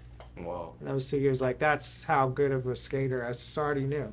And that was that discipline, and the way he did his tricks was like over the 2 cones, he practiced like switch heel, switch heel, switch wheel, switch heel, chill for a minute, switch heel, switch heel, switch wheel, then move to switch flip, switch flip, switch flip, switch flip. And just do it back to back to back, like, and then that would be his skate day. Wow. And then another day would be another trick. His name again? Ume. Word. He's the best, yeah. I gotta do my research now. We gotta pull him up. Yeah. Any footage of him out there? Yeah, there is. Like, I don't know. I'd have to like see, but he's a Japanese legend. Yeah. And he just retired on the top. Like, Wow. So to see the level of consistency, you know, that Japanese skaters are at now, you saw this coming? You think like, oh, this was I already bound to knew. happen? I already knew. Right. I already knew before. So I'm, of course, surprised, but I'm not surprised. You know? Right. Yeah. When I get into Osiris, grab those Yes. D3s. All right, it's about to go. All right. It's about to go to a whole nother level. Man. Osiris. We're about to go to a whole nother level. Can you grab there's the other one Oh my also? gosh. Yeah. Yeah. Let me Hold on pass to you these that. bad boys, Let huh? me pass you that. The best selling skateboard shoe of all time Whoa, the D3. and designed by who was the skater? Dave Mayhew. It's like He said something. Dave Mayhew. How much money he made off these shoes? Millions. Millie May. Money May. That's crazy, yo. Can you believe it? Who would have thought? 'Cause this is the original one, huh? They did a reissue, right? Yeah, this is not the original. Wish I had It's that. it's the reissue. But it's the OG It's- model, like Mhm. straight up. Isn't this crazy? So you're on Osiris. Yeah. How was that? Oh man. So It's- oh man. Let- With let- Shorty's and Osiris. Right. Crazy. How old were you? Yeah. It's like, How yeah, did you? bro. Yeah, can you talk? How even did go you to get school? on? Did you even go to and- school anymore? I was on S, and it was already like surreal because I was like, me and Rick McCrank were the only AMs on S, and it was just like Cost and Muska and Penny. So it was like, we were chilling, but then San Diego brand, they're like Ken and Peter and everyone, and I already had gotten Peter on Shorties. With that, we were doing our thing, and like San Diego brand with this roster, and I'm like, bam, offering me money right off the bat, offering me like base salary like $60,000 a year just to start. I was like, What? I was like, hell yeah, let's go. How old were you at this time? What was I, like 16? Bro, 16. Bro's in high school getting offered. Yeah. And 60 racks back then is probably like 80 racks now. Just No, from that's that's- way more. That's starting out like 150, dude, back then. Yeah. And that's just From the shoe sponsor. Yeah. You got all the other sponsors. This is Yeah, and then about to go crazy, right? yeah, exactly. So how do you even go? Yeah. Well, maybe you go to school. Like when you went to school at that point, what did you even? Were you just there to kick it at this? Bro, you're already. I was buying Make pizzas it for more than everybody. teachers or what? Yeah, I was chilling. They did not like me at all. Like, cause I was just like I would be on tour and I'd come back and I'd go books and then like I don't know. I just had everything taken care of. What was school? Were you still like, I'm gonna still finish. I'm gonna still work. Yeah, I was in school and stuff, but then it was getting like kind of like it was getting ridiculous because I was getting like so big that like it was just like a distraction at school, you know. Right. People be coming by my classrooms, coming in, and girls and all that, you know. I mean, Girls in my classroom, Yeah. like coming from other classrooms, like in there wow. doing stuff, like giving like well, we had a nutrition break and stuff, and they'd bring me stuff, and other kids, you know, asking me to sign stuff. And, So it was what pretty crazy. goes through your So- mind? Like, how do you? What did your parents think? My mom had to come and sit outside my classroom. She did that because, you know, black mom, you know. Because I was just like to the point to where I was just doing what I wanted after I got my car when I was 16. And then she came and like got a school chair and sat outside my classroom to make sure I stayed in the class. What car did Wow. you get? Oh, I got the 95 DX Honda Civic, man. What? You know what I mean? And then I took that motor out and put a Type R in. I was waiting for that. I was like, and what you do with it? And then I poured it and polished the heads, and then I got a computer, the tack, and then the GSR seats, and Bro. dumped it, Wow. and then went to the races. Yeah.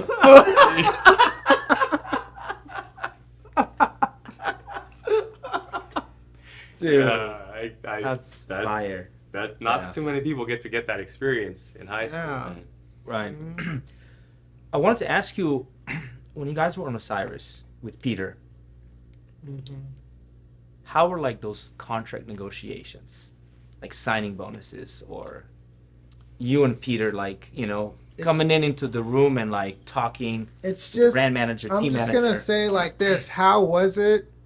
Whatever we wanted, we got, and that's just what it was. And you knew this. You knew like going in at this point. We had a budget. We had a traveling budget. We had a just like expense budget. We were buying jewelry with our budget, like Wow. on tour and everything, like gold chains and watches, like whatever we wanted. Like I was going on trips with like homies to Miami for fun, like with Osiris, and just expensing it as like 2 photographers and a filmer. Like, dude, just get the tickets, you know. Massive budget, basically. Yeah, we were Travel. doing whatever we like Yeah. wanted, like doing whatever we wanted, and that's like on record. And then off record, I was just getting broken off like crazy. Mhm. Like it's just like it. You just feel like it's never gonna stop, you know. But all good things come to an end, one way or another. Know that. we got Jeremy Rogers on. He talked He was- about how he was just same He thing. spent $6 million. He spent. Yeah, over the He was- course of like 4 or 5 years. Yeah, he was making $66,000 per month. Jeremy Rogers, Mm-hmm. and then he retired from professional skateboarding. Mm-hmm. Yeah. Wanted to ask you about the Storm video Yeah. and the tours you guys did with DJs. Yeah. DJs and rap groups. Yeah. Dancers. How do you, Rock how, stars. Y'all are rock stars, man. like, Dancing. How do Yeah, you and- say?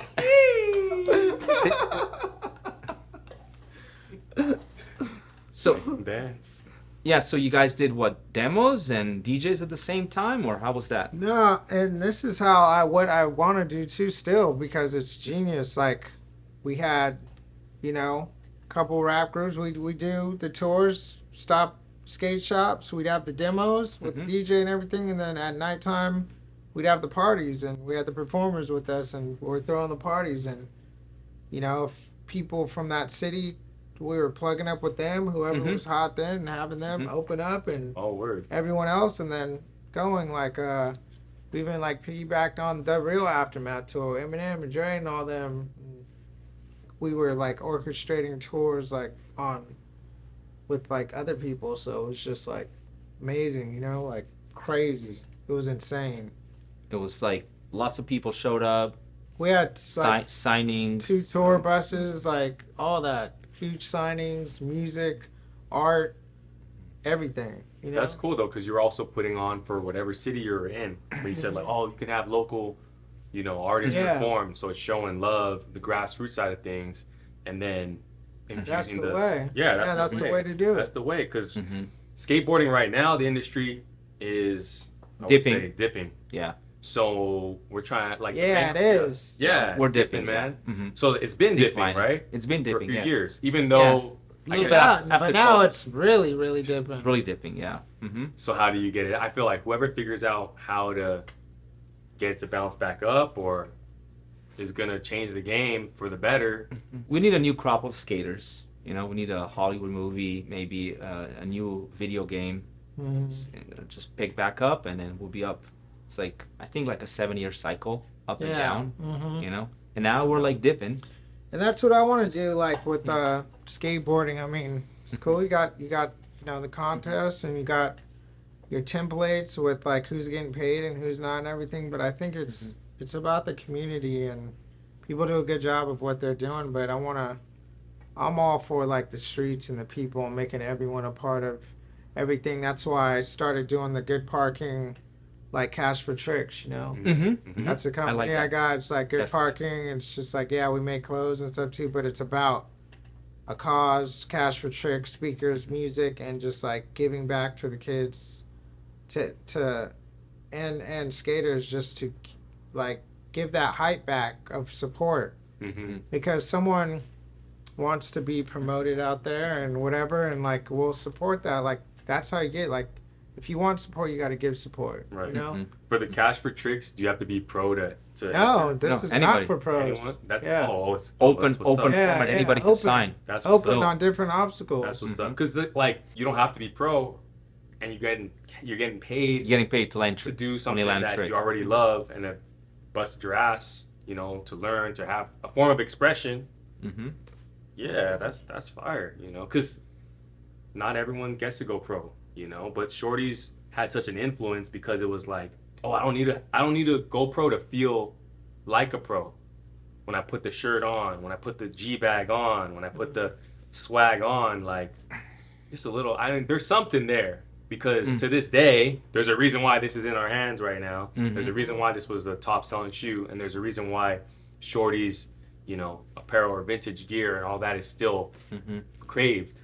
Because it has that, it's not just like making something or it's so obvious like you're being sold something. It's about being a part of something, and that's what I'm about. Like, in anywhere I go, I want other people to feel a part of what I got. Because what fun is it just doing it by yourself? Like, I want us all to eat. I want us all to have fun. Like, and it's about, like, I'm in the business of like service, and helping people, no matter what that is.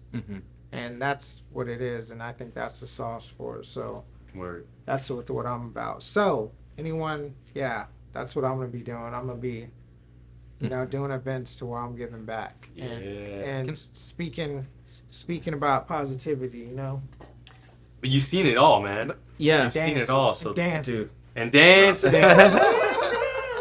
So real quick though, you went through a metamorphosis though, because you've seen it all. So dude, even talking about, let's go back to it. Back to Cyrus, yeah. Yeah, at that point, You just said partying, that like The Storm rockstar video, life, Storm like, video, Storm. traveling with DJs, dancers, So after this is how signing bonuses. Yeah, so this is how the video started. Six- Like, yeah, signing bonuses, everything. I'm gonna just tell you how the storm like started.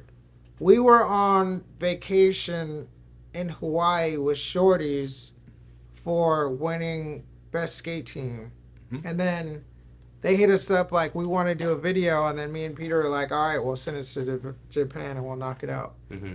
And I'm from Japan too, so that was the first time. And then we just did a whole thing in Japan. Flew out the filmer, Pat Simpson, my boys, my team manager Osiris too, DJ. Went out to Japan and we just like banged it out, like Word. you know. So you were still skating at a high level amidst all this. Now you're like, how did you do that? How were you able to do that? How were you able to?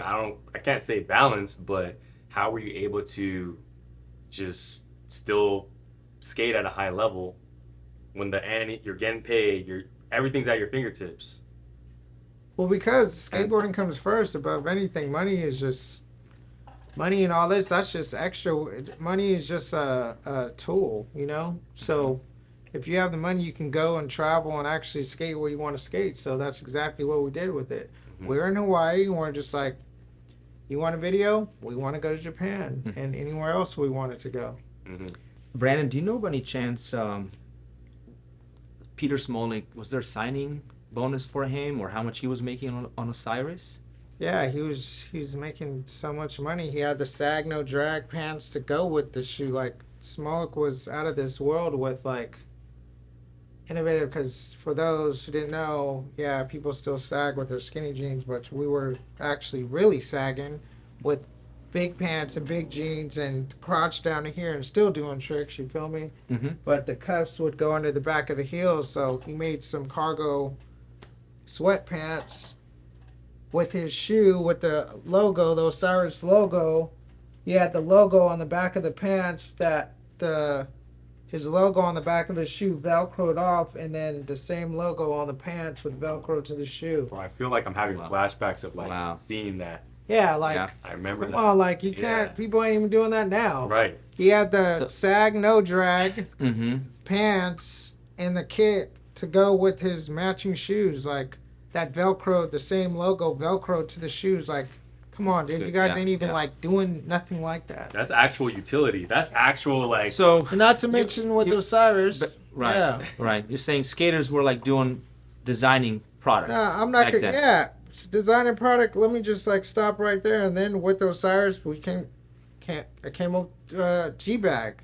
Yeah. Yeah. Oh, yeah. Talk about Let's the go. G-Bag. I got that Oh, for Christmas, man. I got that for It's You Christmas. got it for first- Christmas? I got it, bro. It's the first mobile sound system in the world. We had a 10-year patent.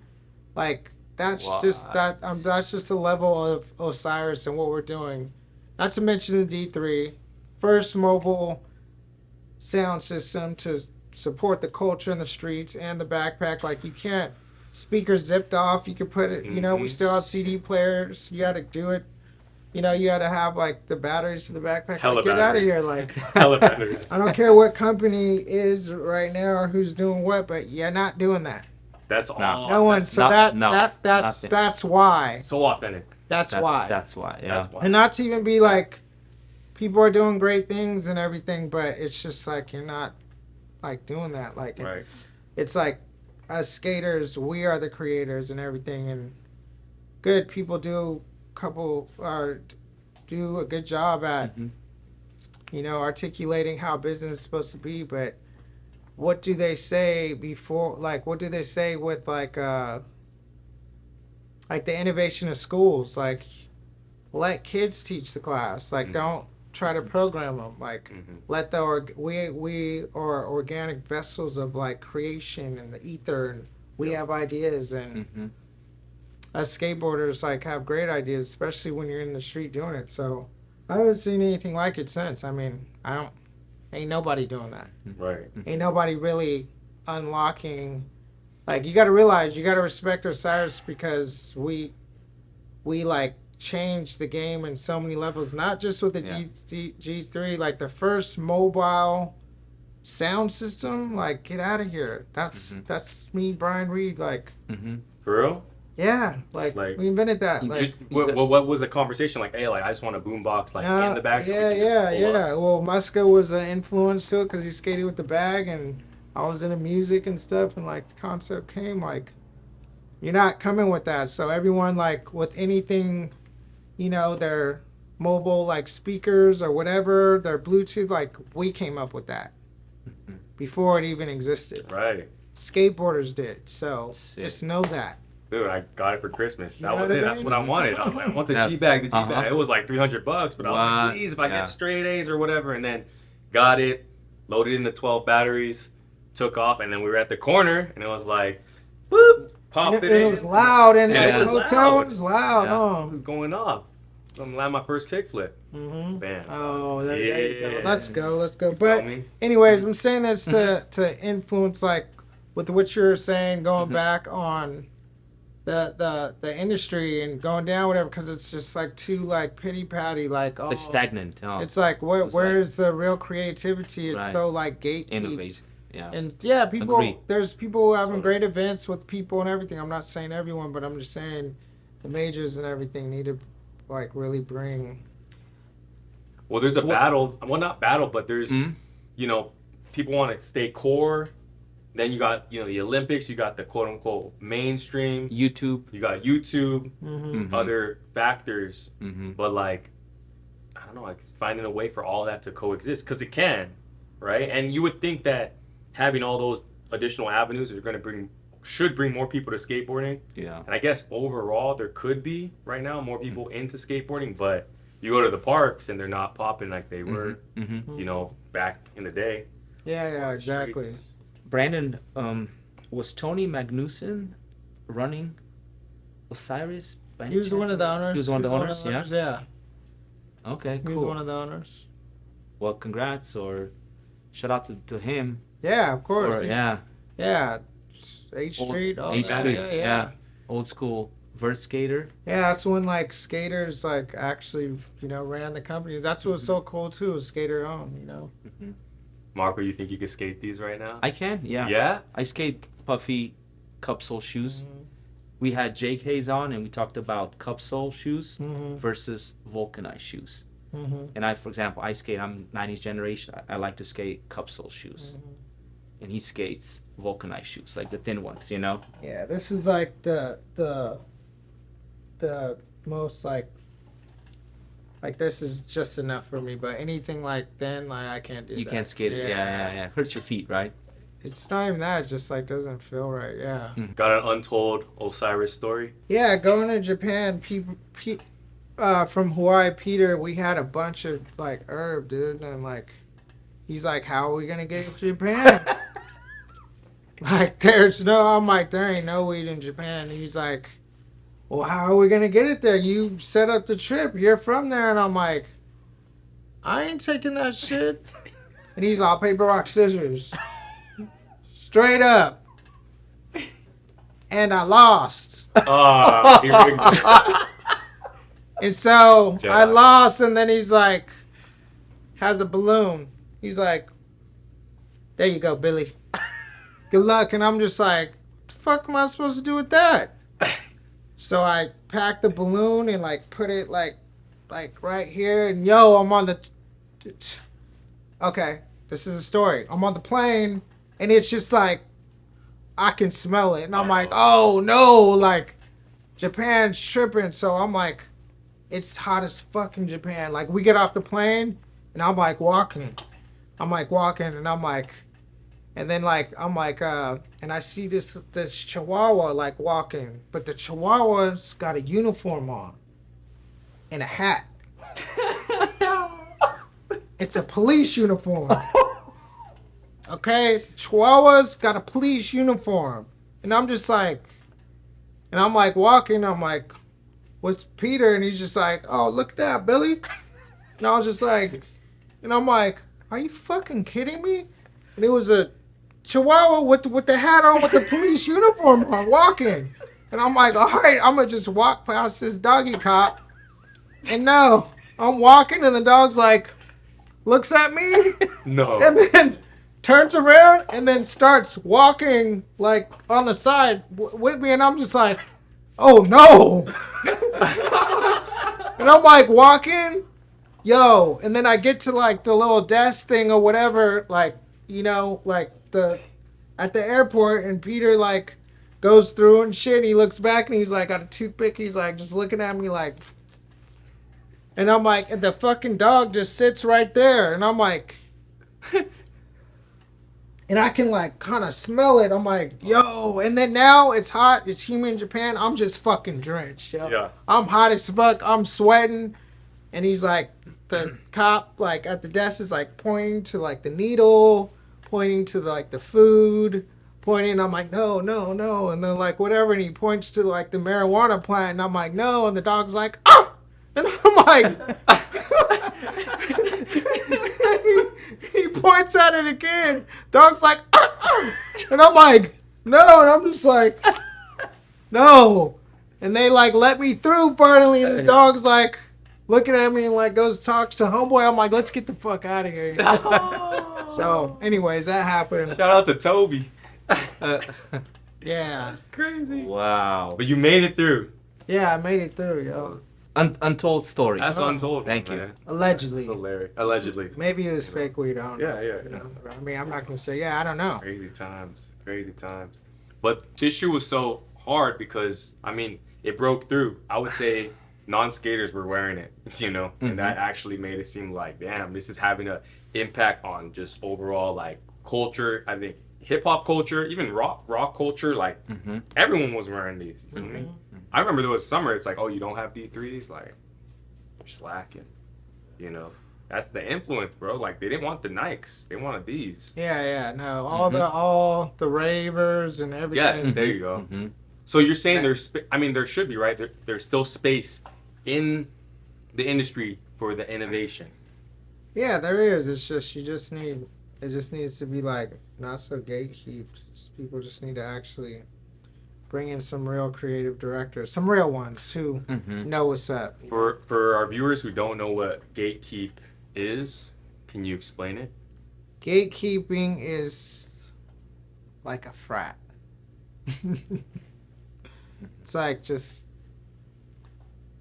like not letting anyone like, you know, in, just trying to keep a certain standard of a industry, or not telling secrets is gatekeeping. Or Living in fear is gatekeeping, I would say more so. These are hard, huh? yeah. It's so funny how they're like clowned on it, but nowadays they're actually hard. Yeah, now they're like, I remember people would be like, your shoes are so fat, and I'll be like, yeah. we like that. There it is. Even the air bubble. D3s. Going crazy. Let's go. Still on the ball. Brandon, if you want to take a break or anything, or to keep going, no worries. Take a Take, piss. take a Little quick breather. get some water. Boom, we back. We back, yo. We back. Thank you guys once again. Let's go. Where you at, dude? Oh, snap. It's your shit, dude. Hold on, can you do this and the X at the same I'm time? ready, That's though. sick, though. Hey! I'm ready. Hey! We back for real. Oh, it's like this. Boom. Yes. Yes. So, all right. I gotta ask, man. I'm just still stuck on this thing, like crazy checks in high school, going crazy, traveling, this and that. I mean, so what happened? How do you keep like your mind right? There's baddies. How do you keep your mind right, bro? It's just, I don't know. It was just like, it was a lot of like early 2000s stuff. There was just a lot of partying. Like, I didn't keep my mind right. I still had like brain damage from my accident. So when I woke up in the morning, I felt like I smoked like 5 spliffs and drank a half bottle of Hennessy regular. That's how, and a couple caps of mushrooms. That's how I felt. That's how it feels to have brain damage. So I would drink every day because at least I'm like, I'm feeling this way because I'm actually ingesting something. So how do we manage all this? Like, we traveled a lot. I was always into like exercise and working out and health and wellness and stuff. But you know, like there was just like always something going on, always a party. I was always flying somewhere or whatever. It's just like it was hard to manage. Like I'm telling you, there's some countries I've been to that I forgot that I even went to, and that's just real. That's just how fast stuff was going, you know. Wow. I didn't actually get a chance to like take in the culture and enjoy, and it was just like too fast. So it's like a gift and a curse. It's like cool you have everything you want, but at what cost of like, you know, especially with all that attention and stuff and being attached to Muska. It's just like, yo, it's like there was a point to where it was just like uncomfortable going anywhere. You got a crazy Muska story, untold Muska story? Because we had, when Sammy was here, he said, yo, we're at, they went to dinner or something like that in Century City, and Muska just saw. Grinded a rail after dinner. After dinner. Like, yo, I'm eating and all that. Muska was like, yeah, it's going down right now. And just walking. That rail, I tried to skate it. I got wrecked on it. I got taken out for like a few months. 16 stair? Made like 14 stair, like super steep rail. Muska grinded it after dinner. After a long day of skating. All day of skating, dinner, and then Muska grinded at night. I tried to skate it during the day. I got wrecked. Yeah. Muska There's was so many Muska stories. Like, yo, Muska was just like the hype man. He was the best. Like, he's the type to just be like music, like hyping it up, like at this crazy rail. Just like I'm looking at the rail, like everyone does, like rails. Not like he wasn't pinching the trucks. He's grinding straight down the rail, and on a 775. Wow. And you feel me? So I remember, I think we're in Miami this time. We're looking at this rail, and like he's like, "Oh yeah, all right." You know, he has like his fit on the boombox. He has us all there. He's like, "All right, right here, let's go, right here." And he's just like rolling up to it. All right here. And I'm just like, at this point, I'm just like, yo, I don't even want to see this. I'm so hyped up. It's past the point of like hype. Now I'm just nervous. You feel me? So right here, da-da-da, and I'm just like, music. All right, yeah. All right, come on, yeah, let's go. And I'm like, yeah. There, all of a sudden, music's bumping. I'm like, and the music like fades away, and I'm like, we're like, where did Muska go? Da-da-da. Hear the music start bumping and like getting closer, different song. He comes back. He has a whole new fit on. He's like, all right, right here. He's like, right here. You know what I mean? And then, bam, and then he finally, after like 2 hours of rolling up to it, does it first try. It's just like, oh, after I like it, let's go. Like, and then we're out and we're partying for the whole night. Like, that's how it was with Muska. Yeah, Muska. Yeah. That's what's up. Yes, like you talking about like the ultimate hype, like Hype machine. Like I'm telling you, he do that like, and seriously, I think I've seen him change like 2 fits, like rolling up to a rail, like go back, change, whole new headband, everything, different song. All right, right here. And he got it. So when he got it, you're just like, I never seen him try a rail. Every time it's been first try. Wow. Yeah. How do you explain that? He's gnarly. He's crazy. I couldn't do that rail. Did it. Mindset. After dinner. Mindset. Just like, I'm going to do this first try. Who wants to try a rail? Wow. It's a mindset. Well, should we get into that right now? The switch hard flip? Later. Later? Okay. Later. Carlsbad though. Carlsbad, yes. He didn't Carlsbad one. Carlsbad gap. Yeah. Switch hard flip. Mm-hmm. Because the coolest thing about that trick, in my opinion, was the little run up, bro. You were like going this way for a second. Oh, the crack. There was a crack right there, and it like threw me off. You know what I mean? Yeah, bro. It literally sounded like you weren't going to even go for it. Mm-hmm. But then I guess you were just like, I'm too far. I'm going. Yeah, for sure. Like, no, I almost like fell off my board, and then I just committed and did it. But I did it before then. I just landed and like scraped my tail and went into the grass. But being with Smolik, like there's no tail scraping, there's no going into the grass. I had to bend that corner. Like he wasn't gonna let me leave there without doing it perfect. And he's like, it doesn't count if you go on the grass. You need to bend that corner. Mm-hmm. I just feel like the energy from that clip is like, I swear there's a moment where it's like you literally let everything go, like just what happens is gonna happen, and then pretty much, Yeah. you know. Mm-hmm. And it was like boom, landed it, and it was just like the hardest. Yeah. Yeah. Thank you. I appreciate Yeah, that. bro. The Guilty video came out. Mm-hmm. You turned pro, Yeah. and the sales, Shorty's deck sales, were going down, Mm-hmm. and the team was starting to leave. Peter Smolik got a letter. Mm-hmm. Can you talk about that letter and what happened in Shorty's? What changed? Well, Smolik was just being his authentic self, like, you know, like a rock star, probably partying too much. And I remember I was in Canada. We were on a Shorty trip, and George the guy says, like, oh, we, like, let Smolik go. And I was just like, what? Like, I'm not cool with that. Like, what the, like, nah, like, what? Like, you know, just like, it was just like, shattering moment. And then after that, you know, like Muska like left, and then like our Muska was still there, the team was changing, it just wasn't the same. Like you had to keep the original people like on, and I knew that. So I was just like, whoa, like, you know, Things are coming to an end. yeah. Wasn't like after Guilty with my boards, like I didn't see a difference. Like I actually seen like everything was going good, you know? The sales and everything was good. Well, for me, you know, Mm-hmm. but I always thought like when Guilty came out, mm-hmm, people were expecting, you know, this crazy video. mm-hmm, And I think there was disappointment, and I think Shorty sales dipped, mm-hmm, deck sales. Maybe it was the times. And then, you know, that means the money gets cut, you know, mm-hmm. the writers are leaving, everybody's pointing fingers at everybody, you know what I mean? Well, you gotta kind of It's- realize like Fulfill the Dream was so nostalgic and so it hits your heartstrings like as a child in so many ways.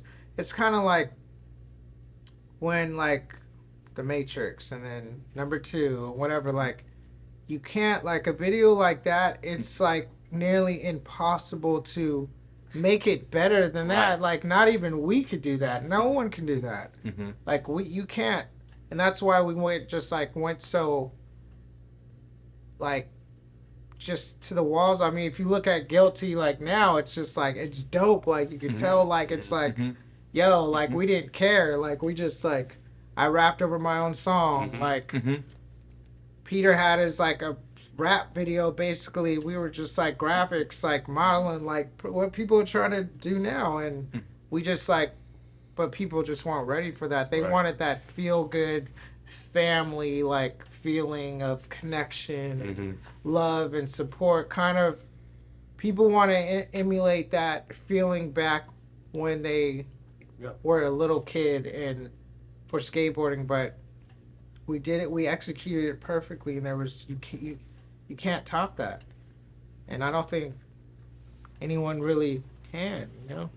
Yeah, Fulfill the Dream's my favorite video of all time. No, I appreciate Yeah. you. All time.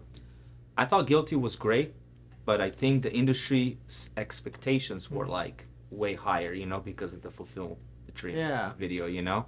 Or was it the And hype? then, Because the lead up, I feel like the lead up to, yeah, even when they said Guilty, like just seeing that was like sick. Like, oh damn, this is gonna be some crazy. and then after Guilty, like, Peter was gone, then Muska was gone, Mm-hmm. right? But how high can you keep climbing? You know, you guys hit Right. like you can't took go- skateboarding to right. new heights already. You know, so it was like and beyond skateboarding, right? You moved the culture. I mean, already. you think of we could have waited longer and just like rode off of Villager, but you had to do something. Like we had a duty to the industry and the people. Like the skating was better. I mean, my skating was better than Fulfill the Right. Dream. Stuff got done. You know, switch hard flip down Carlsbad was in there. Peter did some MBDs. Like, I mean, some technical MBDs. You know, Muska had his creativity in there. He produced his own music and everything, and you know, and then Sammy went hard. Yeah. And, He went hard. yeah, he went hard in that, and then It's like, I mean, what more do you want? You I know? think you said it because it was ahead of its time. Yeah, way ahead of its time. Like We had decade. everything. We had modeling in there. We had like it's a part, like to have the like courage to do something like Right. that in this skateboarding world. Like that was the first video. Like that was the first video that someone rapped over their part Right. actually. Mhm. So that's like, come on, we gotta like. Innovative. Yeah, there's Yeah. stuff that Mhm. is done in there that you got to have respect to. And I know at the time people were like, oh, like the whole point was not to top fulfill a dream. The whole point was to do something different because that's what skaters do. We think outside of the box, and I'll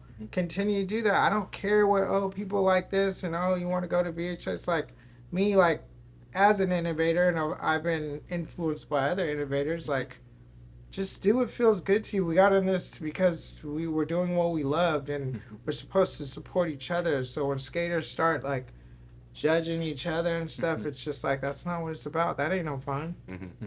Stevie Williams, he was talking about that. Right. Innovating and just being ahead of his time and like having an idea and then maybe it's not received in that moment, right? And then- just And then somebody else does it like 5 years down the line. and it's all accepted and it's like loved. Yeah. whatever. Yeah, and then You guys were early for its time. And they try to take it as their idea or something. Like Mm-hmm. it always happens.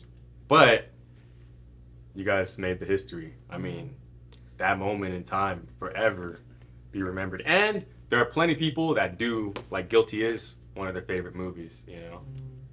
And then Skate Mafia started. 2012. How did that go down, and who came up with the sign? Because I did talk to Baby your Schizo. Baby Schizo, I'll just say- your favorite. I'll just say Baby Schizo did come up with this sign, but then Peter, this is how Peter is. He's like, oh, this, and he's like, it's Skate Mafia, sucker. So Ooh. Peter came up with the M's. So Peter came up with the M, and then, but Baby Schizo. Uh-huh. Now let me see. Baby Schizo, and then Peter Smolik, and then he's all, this is the final, so what you did don't matter. Mm-hmm. Word. But yeah, Baby Schizo, dude, it's all love, you know? Like, yeah, that's And- what it was, you know? All right. Pull the board. Another one. Another one. Let's go. Let's see.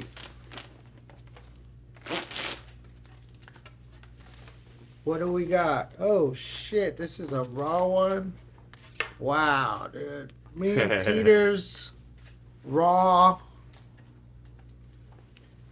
collaboration board. That's dope.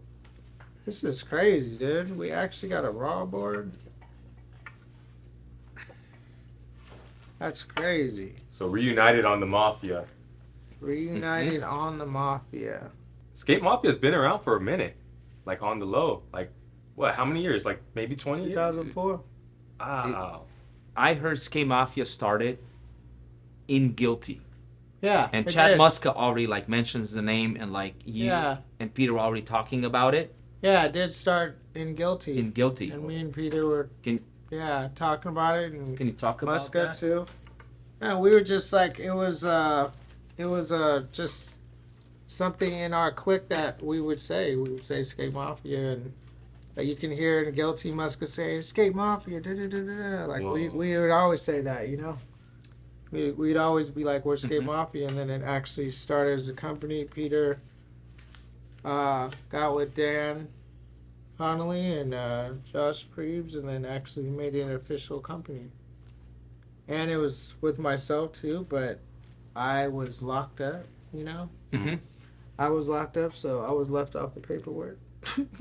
Hey, Okay. so that letter actually happened, that they sent Peter Smolik? Shorty sent Peter Smolik a letter saying something like that Peter didn't do anything for Shorties. Like, he got that bad. Yeah. If you think about it, we talked about it in Toan's episode where Peter's board and Muska's board sold so much that the whole company like just did massive sales. But then Shorty sent Peter a letter, you know, letting him Yeah, know it that was he didn't do anything for the company. And like nobody signed a letter or something like that. Yeah. He didn't. Yeah, no one signed it or anything. But it was something like that. It was a letter like that. Something like unusual, you know. That is unusual. Yeah, it's, you know, when you do all that stuff for the company, like Peter, right, for Shorties, you know, he brought all those sales. Oh yeah, I mean, that's massive, right? Yeah, it's huge. So okay. So now we jump back. Mafia. Skate Mafia. So at this point, you are incarcerated. Yeah. Word. I was locked up when like it was official, like the paperwork for Skate Mafia got started. Yeah, I was there because I was locked up. But you knew it was going down. Skate Mafia was happening, like. Yeah, and I was supposed to, you know, be one of the partners on paper, and then like, yeah, it was my fault. I was locked up, so. Yeah, because you're one of the co-creators of Skate Mafia. Yeah, of course. It started within Shorties with me and Peter.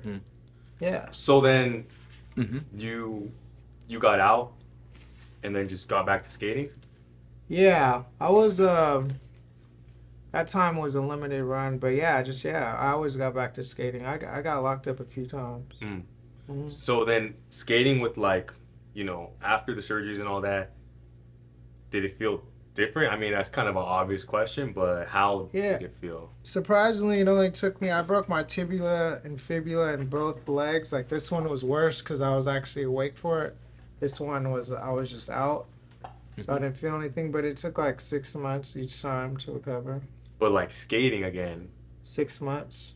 And you felt like, all right, I'm back to skating at the level that it took like a month or two. The only thing that had trouble when I broke my patella, I broke my kneecap in Canada, and that like took a minute because I actually had to have metal in there to bring my kneecap back together, and then I had to have another surgery to take out the metal. So when you broke your kneecap in Canada, was it street, skate park?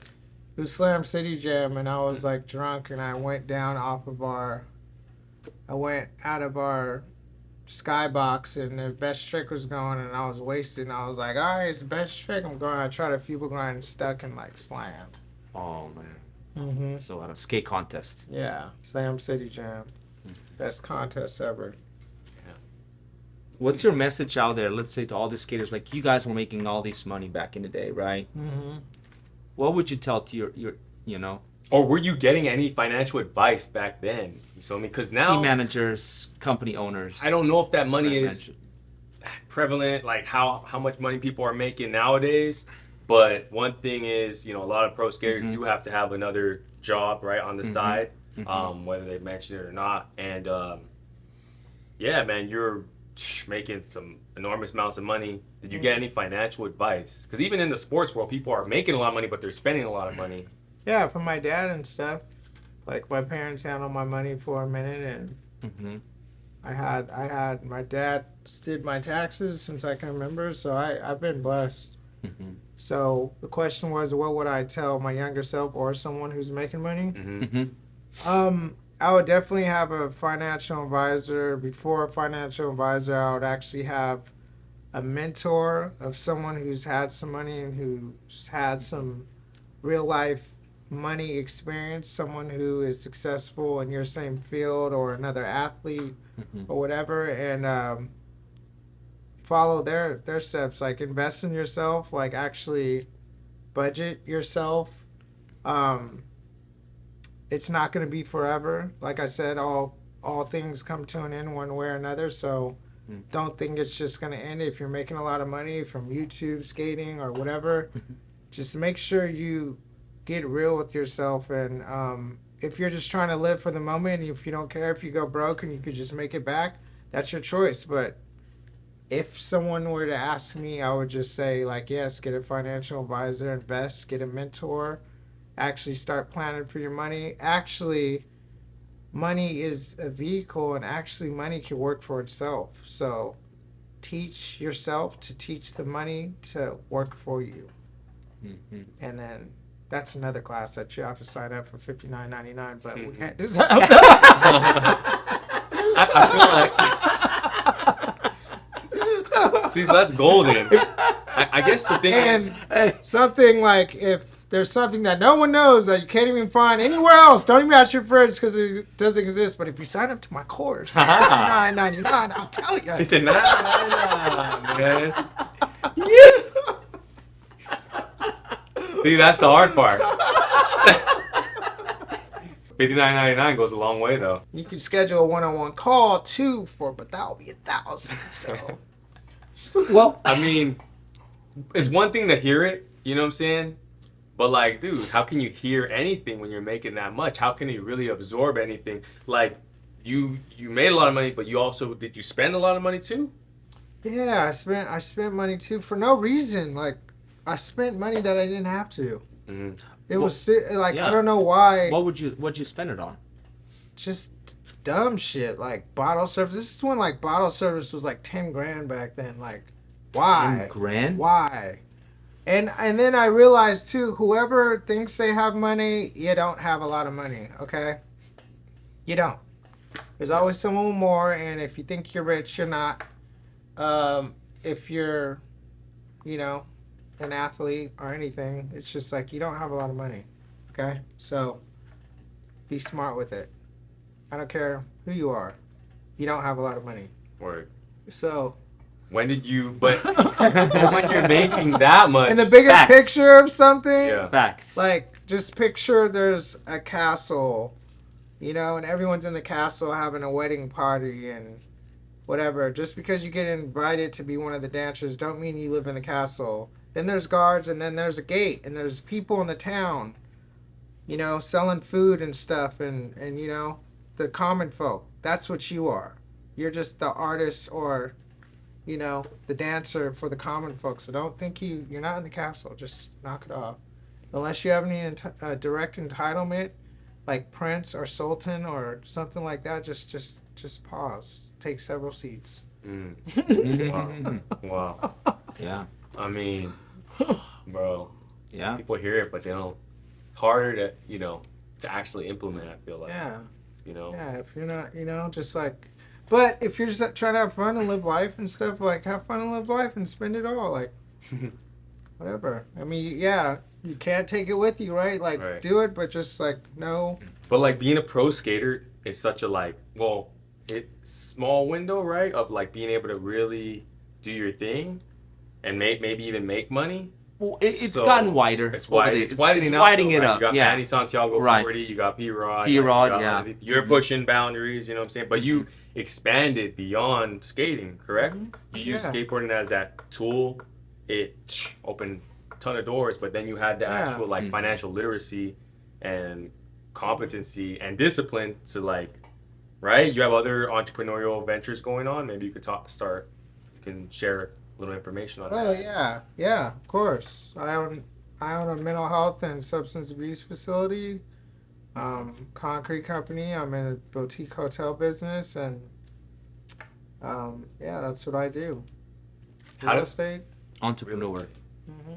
Those opportunities were those just ideas you were like in your mind, or you're talking to a friend and sit down because I really want to help people through my experience and like I said, my hardship, because addiction was one of my was part of my journey and experience, and it really almost like brought me down to levels that I never thought I'd get to. And it wasn't because of skateboarding, it's because of past traumas and things that I wasn't correctly taught to deal with correctly. And as a skateboarder and us being such outlier thinkers, I wanted to it was really hard for me to take any direction or anything, like you said, financial or anything about my feelings or ego, because I felt I had this idea of what a man was supposed to be and do, and that a man doesn't need any help or something, but everyone needs a mentor. And me, it ended up being like with alcohol and addiction and stuff, and it came from like past traumas, and that's what I utilized to self-medicate.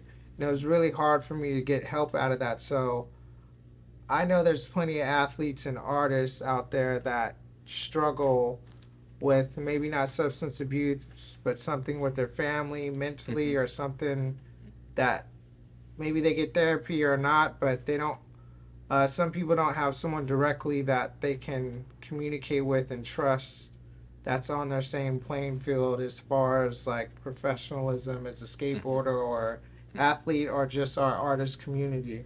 So I wanted to open up a rehab, substance abuse, mental health facility so I can help others through my experience, strength, and hope. So that's my mission and that's my purpose of service to my community and giving back to skateboarders. Amazing. Yeah, And congrats. so, yeah, congratulations with that. So you yourself, you checked into rehab at one point? No. Or no? So you just, No, how did you I went to jail. You went to jail, I went to prison and that's where you, and then to jail. oh, okay. That was your rehab. Yeah. My rehab was locked up in solitary confinement in Chino State Prison. Damn. And then to Jamestown to going to a level criminal to going to school to become a firefighter and then firefighting for CAL FIRE. Mm. And then getting kicked out of the first camp for a cell phone, going back to Jamestown, going to a LA County camp, Acton, and then getting kicked out of that for getting drops of alcohol and spice.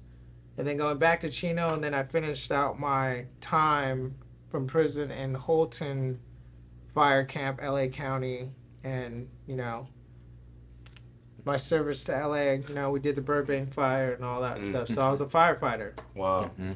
And like, yeah, you know, I could have done that after I got out because you have to actually go to school and go through the test to be a firefighter. While you were locked up, were there any particular pro skaters who reached out or you maintained, you know, very close relationships with? Yeah, I mean, Josh Preves from Skate Mafia came to visit me in Chino. That's the only like skater that came to visit me. But so shout out Preves, love you. And still paying me, you know, minimally through Skate Mafia while I was in there, and you know, my parents and stuff. And you know, when you get locked up and get all your freedom taken away from you, you see who like really fucks with you. Try that. Yeah. You know, try isolating yourself with no phone or anything to see who comes to find you. Wow. It's heavy. Dang. Yeah. I mean, we have Fabian in here. Yeah, we had Fabian Alomar. Yeah, Show. love Yeah. Fabian. He knows what it is. Yeah. Fabian's a real one. Real. He's dope. Shout out to Fabian. Brandon, why do you think drugs and alcohol are so embedded in skateboarding culture? Why, like, you know, Well, because especially at the younger age, you know, like, why do we do it? You know, we all did it. Because it's like a thing. It's like a barbecue vibe. You're at the park and you're having some beers. You're actually barbecuing, and for San Diego and stuff, like you're at the beach, and plus it, like, you know, alcohol, like a couple beers kind of loosens you up, you know, and makes you like flow. It makes you less tense, and then on top of that, like, just the rock star lifestyle was marketed. Like, Right. heavily In the 90s, right? Yeah. Yeah. Early 2000s. Here we go. Yep. Like, it was marketed to, like, whoever could get the craziest and throw the coolest parties. Like, you were making sales. You're making selling boards, selling gear. So, Right? Here we go, Dez. But now, The industry. like, speak about Japanese skaters, their discipline is like, it looks like it's on a whole nother level, and that's why they're progressing, and they're making waves, and Well, everyone's got skate parks now, dude. We didn't have skate parks. Like, that's why skateboarding is progressing so much. You got skate parks. I'm gonna just say it. Right. You got skate parks. Gotta say something here. yeah, About that. Alright, so just so you know, now you're comparing with two different countries with two different culture backgrounds. Where you have zero tolerance to do like drugs in Japan. Like you can get like jail time, right? Just having like a little bit amount, just even having it or even doing it, right? Like weed or? Anything, any drugs. Yeah, It's- You go to jail? And in Japan, like, if you're gonna be riding a skateboard as a little kid, like, you better be the best, because if your parents Yeah. in Japanese culture are gonna let you ride a skateboard, like, okay, you're doing this every day, all day, and you're gonna be the best. Right. Yo, you want a skateboard? I'm taking you there at 4 a.m, and you better be skating all day long. What? You're hungry? Like, it's serious. Like, Word. oh, you want to skate? Yeah. Okay, you really want to? Some Okay. Sears discipline, huh? Oh yeah, you're gonna be skating. But there's the pros and cons though. Like, you know, so like here in America, we Uh-huh. have a very open, like minded, like freedom, right? Where like drug is accessible, right? Right. So you make your choice, right? As Mhm. you live in your life. So that's the freedom we have. And then also that freedom gives more freedom above that. I mean, you don't have to do drugs, but let's just say you made a choice to do drugs or drink, right? Mm-hmm. And then somehow that inspired you to like just think about doing something you always wanted to do and push yourself. Mm-hmm. That gave you some push, right? Right. I'm not saying that's what helped, but given the freedom of thoughts, you know, like, hey, do what you want to do, but it's your choice. Right. Where we opposed to like in Japan, like you can't do this. You do this, you completely So you're screwed. you're saying the gift and the curse type thing. So in Japan, a lot of athletes,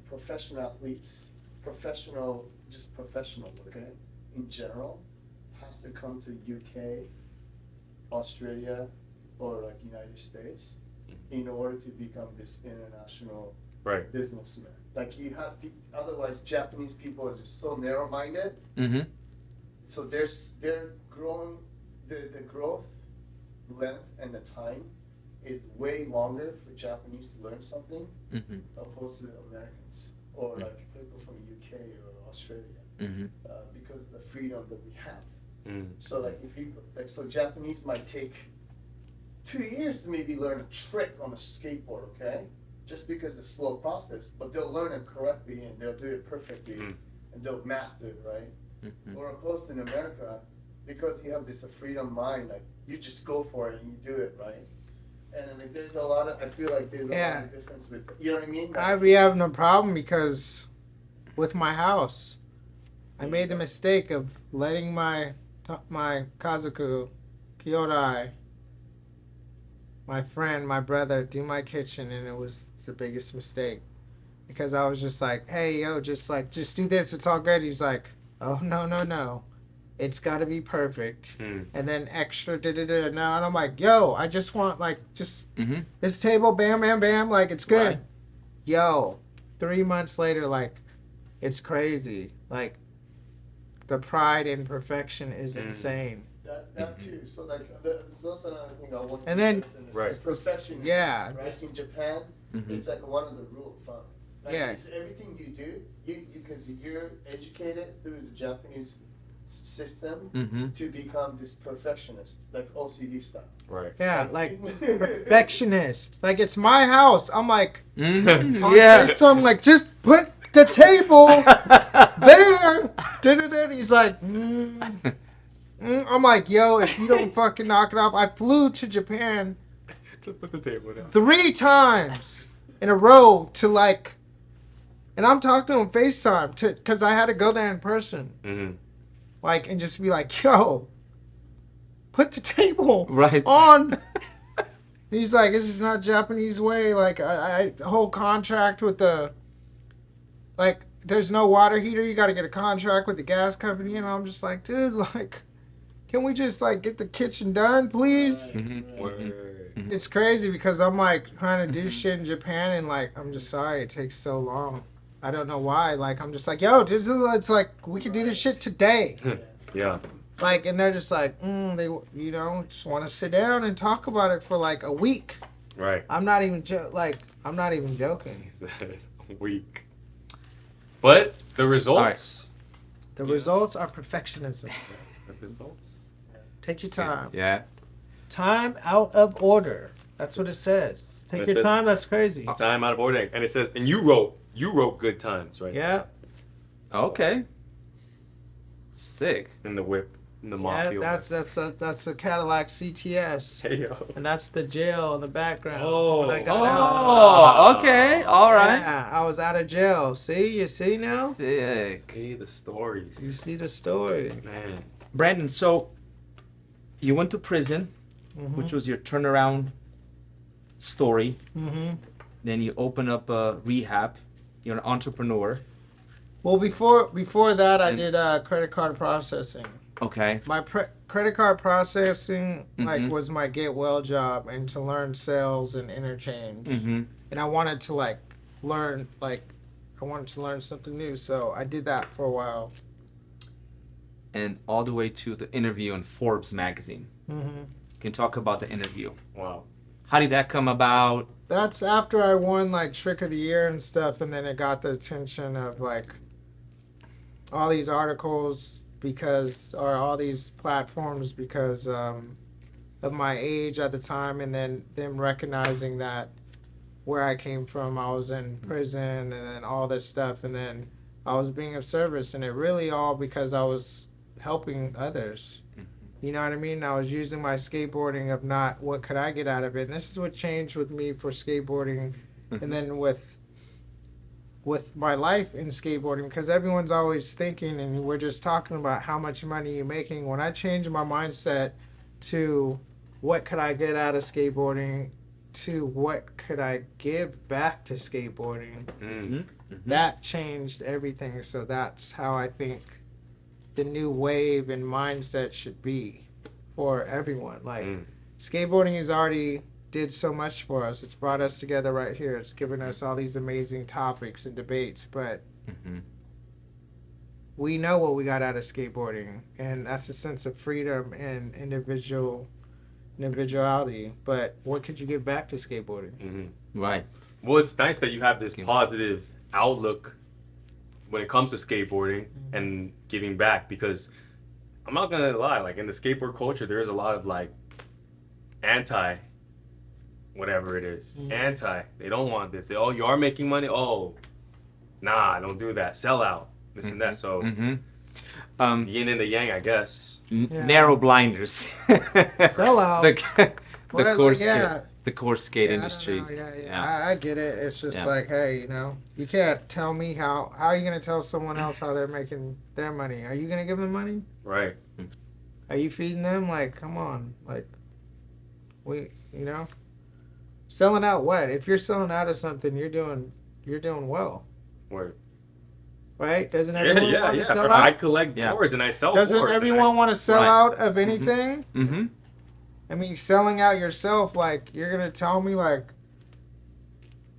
I give you $10 million right now, and, you're not going to drive with me to San Diego and do this photo shoot for, if it said,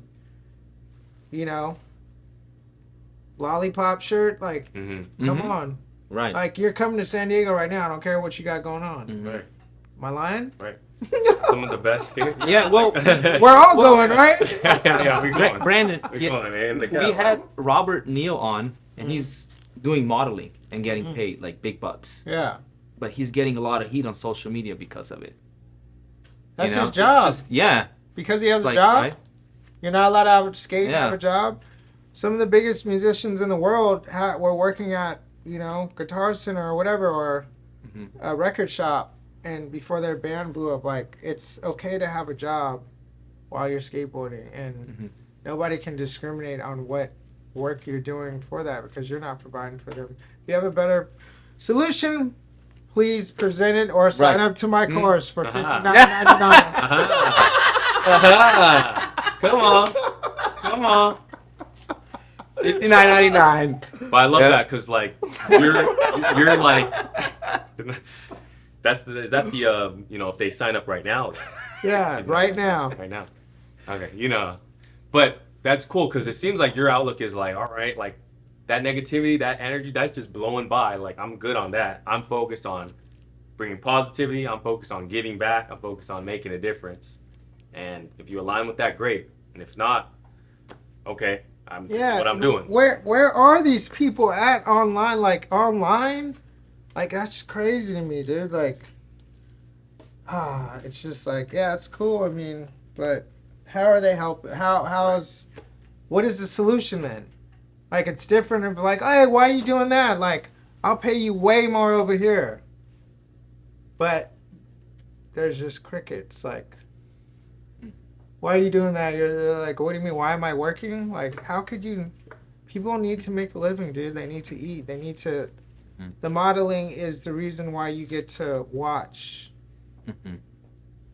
Robert skate.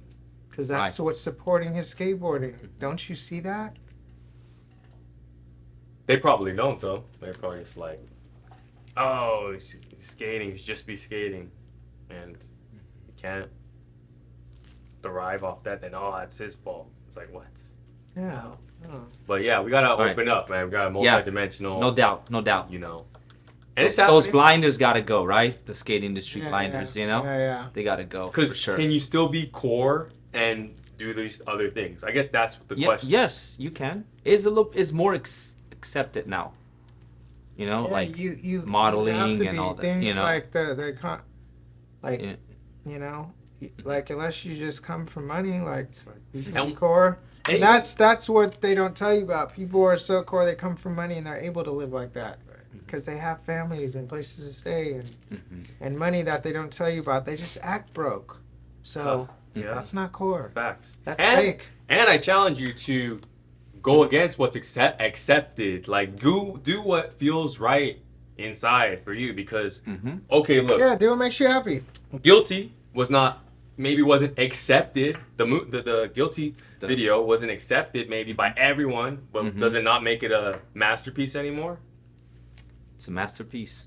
Because the people that were in Guilty, the people that curated Guilty, to them, they're happy with the product. Let me That all ask matters. you something. Is your opinion, because you know when it came out, does your opinion then change of what your opinion was then to what it is now? And you can be honest with me. I thought the video was really good, Uh-huh. especially because I used to skate with Sammy Baptista a lot, Mm-hmm. and I know what he went through, Mm-hmm. and I thought the video was really, really good. Mm-hmm. The tricks were fire. A lot of money went into that. Yeah. Production. Oh yeah. That's Not a to lot. mention all That's- that, and then it was a movie. We had like real actors in Yeah. there. Like we had a set. Like, we right. had trailers. Like Out in the desert, right? yeah. Like come on. Yeah. We were doing our thing. Like. Yeah. That's a blueprint. That's actually a blueprint Wow. for the next. Because the end, Mm-hmm. Birdhouse. Birdhouse, the end was shot. that had elements of film. It was shot on film, Right. literally on film. That was very expensive. Yeah. That would be sick if someone, So the new brand came out with, or, someone did it now in modern times. Something cool like that. Just want, maybe it changed the game for better. all right, trick of the year. Yeah. What was it? Where was it? How did all that go down? It was switch hard flip down Wallenberg in San Francisco, California. Okay. The way it went down, I was doing an interview for Jankum in the car driving, and I actually got a call from Jesse Silva, who was our team manager for Skate Mafia at the time, and I was in the car with Jankum. He's like, they were talking about switch hard flip, or if I was gonna do it or whatever, and then Jesse ended up calling me. He's like, hey, you want to go do it this weekend? And I'm like, I can, I guess. But I'm busy like helping people with addiction problems and stuff, whatever. And I'm like, yeah, sure, whatever. I'll fly. I got time to fly out there and do it. So ended up having the team ended up driving up there, and I flew with Dan to go do it, and we set up the ramp and woke up at like 7 in the morning. I went and did it, finished the Jankum thing, and flew back. So just one trip. Everything done in one trip. Yeah, How many tries? like More or 7. less? 7 tries? 7 or 8. You knew you could do it. So you looked at it, sized it up, and be like, yeah, I can do it. Yeah, But- I tried okay. it before, but I went Okay. before, but I forgot my board. Okay. And then I had to go get a Oh. brand new setup, and it just wasn't working. And then one time in 2015, I didn't know you had to go early, and I went late, and it was way too windy. So you have to go early at that spot. Mhm. What was the prep to get the trick done? How many days was the prep work? 'Cause the trick is done in 7 tries, but Yeah, it was so- a week of meditation and visualization. so how does that go? Yeah, here we go. Yeah, This is this it is right MBD. there. Yeah, this is it. Yeah, How does that? Yeah, how does that work? Can I you touch was up on those stretching, details? I was doing Pilates, and I was getting in the proper mindset of every night I was just like, I would do like an hour of visualization and meditation of every different scenario. like how I'd feel, the speed I wanted, and rolling away, and I couldn't like get it right. Like I couldn't get it right. Like going down and like flipping something was like going wrong or whatever. And then the night before when I got to SF, but I was like doing everything physical. I was eating right. Woke up in the morning. I eat light before I skate. I only had a banana and coffee. And then the night before though, I visualized it and I pictured it, and I knew how I needed to drop in. And then I flipped it and landed and rolled away. And then I was like, okay, let's go. Wow. And then when I went there and when I landed it, it was exactly how I pictured it in my meditation. So wow, that's what's up. The meditation process, was that something that you implemented, or was that something that was taught, and passed down to you? Like, hey, visualize yourself landing the trick. Well, I've been doing that for a minute, and of course I've read books and I study a lot. I still study a lot of spirituality and mindfulness and wellness and finance and business and just inspirational stuff. So when I was in jail, when I got sentenced for 3 years and people are like, how you get out and still skate? That's what I was doing in jail, is visualization. Wow. And your mind doesn't know the difference between if you're skating or not when you visualize in your mind. All you have to do is match your actually, your physical for that. Wow. So I was just stretching, working out muscles I needed to, staying in shape, and then I was visualizing that I was skating, which is actually harder to do than you think. How so? It's try it. You just gotta, it's like... Try meditating for an hour and going to your favorite skate park and skating. For me, it's God, that's just tough in general. But for me, it would be basketball, right? Yeah. If I see, like, we can go somewhere right now, and I know I'll make the shot because same thing. I visualized that shot so many times in this life that you could take me somewhere else. As long as there's that court, I can make the shot because I literally was living in various places. I lived in the Philippines, I lived in Mexico, I lived, Nice. And the only similarity, common ground, was literally that court. Right. So it's like skating. So like the skateboard, yeah. Right. You're visualizing that this is your common ground. This is obviously this is our language, yeah. But it is all here, though. So you're able to synchronize the two. I think Ronnie Mullen even talked about that, where he's like, his crazy tech after Manny trick, but he's like, I just need to get to this part. I can just flip into this and then land on the nose. It's like everything else is like, it's gonna happen, for sure. And so I think there's a level of genius involved, right, in skateboarding, and people like out there, like, there is genius involved in that. So you got trick of the year, skate. And what was the response from the skateboarding community after you did that trick? It was just lots of support and praise, and I was super grateful for everybody. And they just super hype, lots of hype, like mad people just hitting me up. A lot of people, pro skaters, not pro skaters, old skaters who quit skating, inspired skaters to start skating again. It was just like it was overwhelming with just like all the support I got, and then people reaching out for help and just wanting to like wellness and to better their lives, and and that's when the Forbes interview then came out after that. And then we're saying about like core and stuff, whatever, and people are asking me how I had to like go against like what is cool in skateboarding, or what people had to say, and tell them like Pilates. And people are just like, oh yeah, whatever. Pilates, it's for women. But people need to just educate themselves and realize that it's an amazing story. Pilates was invented by a man, okay? During World War II, in the camps.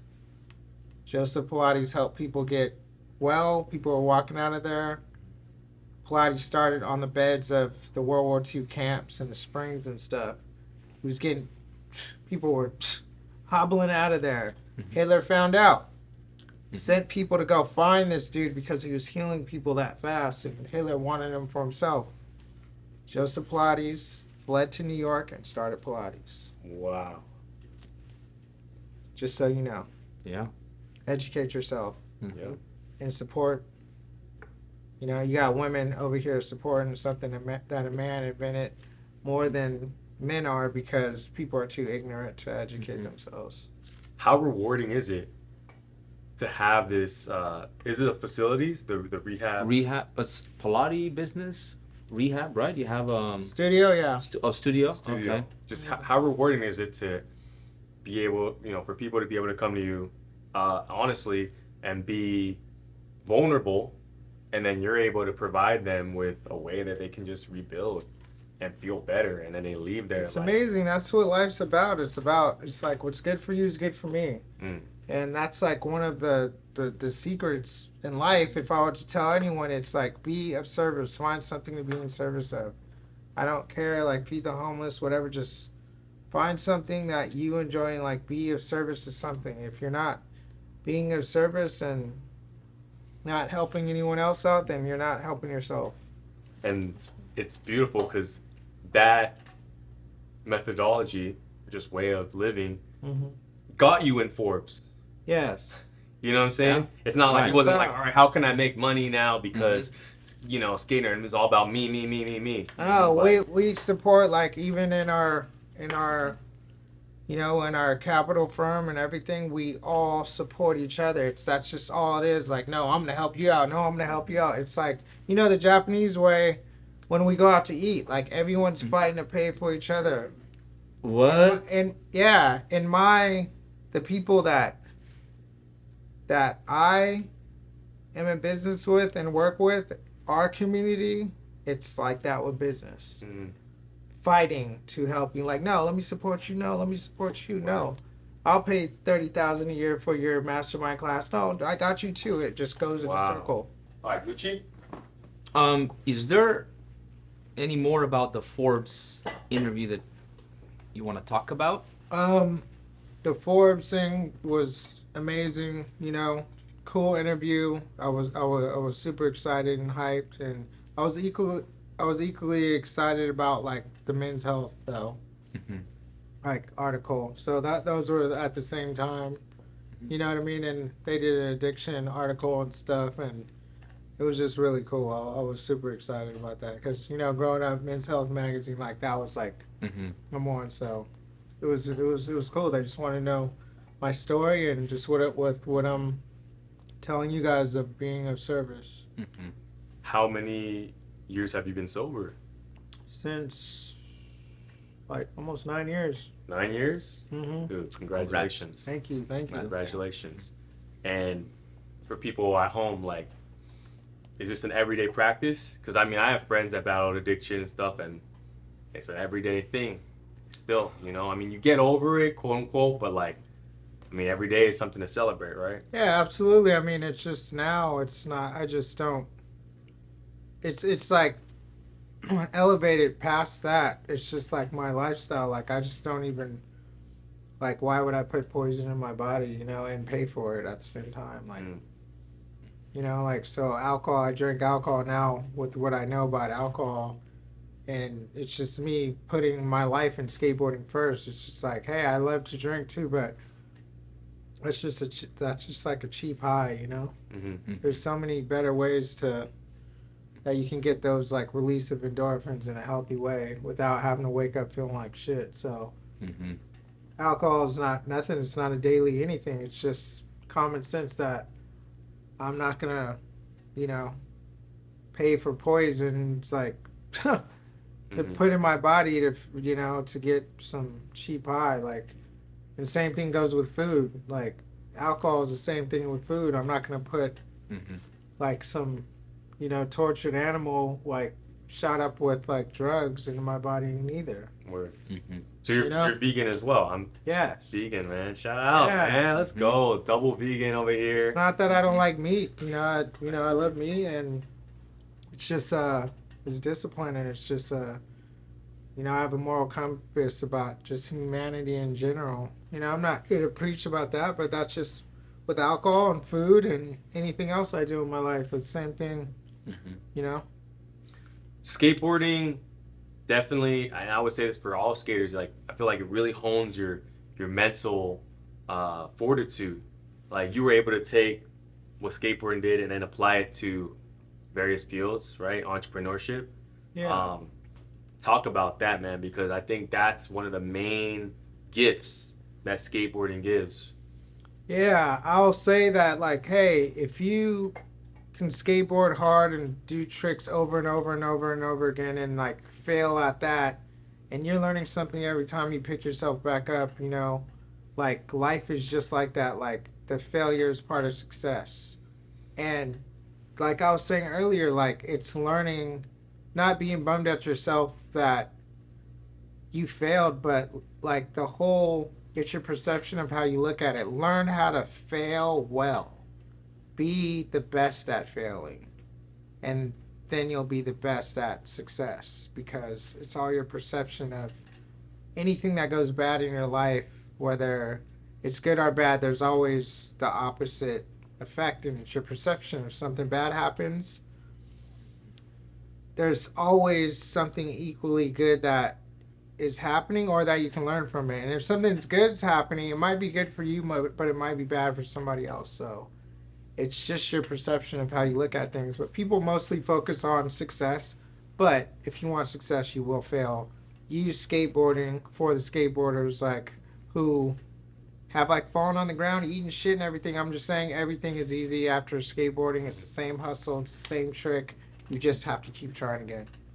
Have that confidence. Yeah. And you mentioned, like, basically you're saying fall forward. That's our little saying is, like, fall forward. Like, yeah, I failed, or, you know, I didn't maybe do what I intended to, but I got one step closer to the next opportunity. Yeah, and it's just like life, and all of my businesses and everything I do is just like skateboarding. You learn, you learn new tricks, and you just got to try it again. And if you don't know how to do the trick, watch a video. Watch your favorite skater, you know? There's never been, yeah. There's never been a time where there's, like, more watch the video content over and online. over again. Yeah, content. Watch the video more and more online if you're interested. Oh, and don't do anything that you don't love. Like, find something you love and just get really good at it. And I guarantee you somebody would want to support that or buy it, or you could flip it in some way, just like the board. For $59.99. Yeah, $9.99. Yep. I don't even know if we have to do this one, Mark. I don't even got a course yet. Yeah, let's do it. You want to do it? Yeah, All right, we're gonna end it on let's do it. keep the vibe going on a positive note right here. They didn't want to do this one. Let's see why not. They didn't want to do this one. Let's see why not. Who do we got? We wanted to trip them out. Oh, it's a flip board. Haha! Yes. But we had to. How did you know? How did we know? Do you know? We're just a couple fun guys, you know? What do you mean? What? I got dad jokes. Bro. What? Yeah, so... Well, Now I'm like, he's feeling weird. We nardwared him. Now I'm like, okay, go ahead. I don't know what to say. Well, heard it through the grapevine. Favorite skaters? Yeah. Oh, so you guys knew. is Tom Penny? I was thrown off guard. I'm like kind of speechless. Word. Yeah. Talk about him. Pay some homage. Yeah, what do you like about Tom? He's just the best. I don't know what to say. He's just the best. Like, best skater to me. He's just like, hey, inspired me the most. On VHS tape, we took all his videos, all of his skate park footage and parts, and I had it on one timeline. Word. That's how much I love Tom Penny. I don't know what to say. Wow. Wow. Yeah.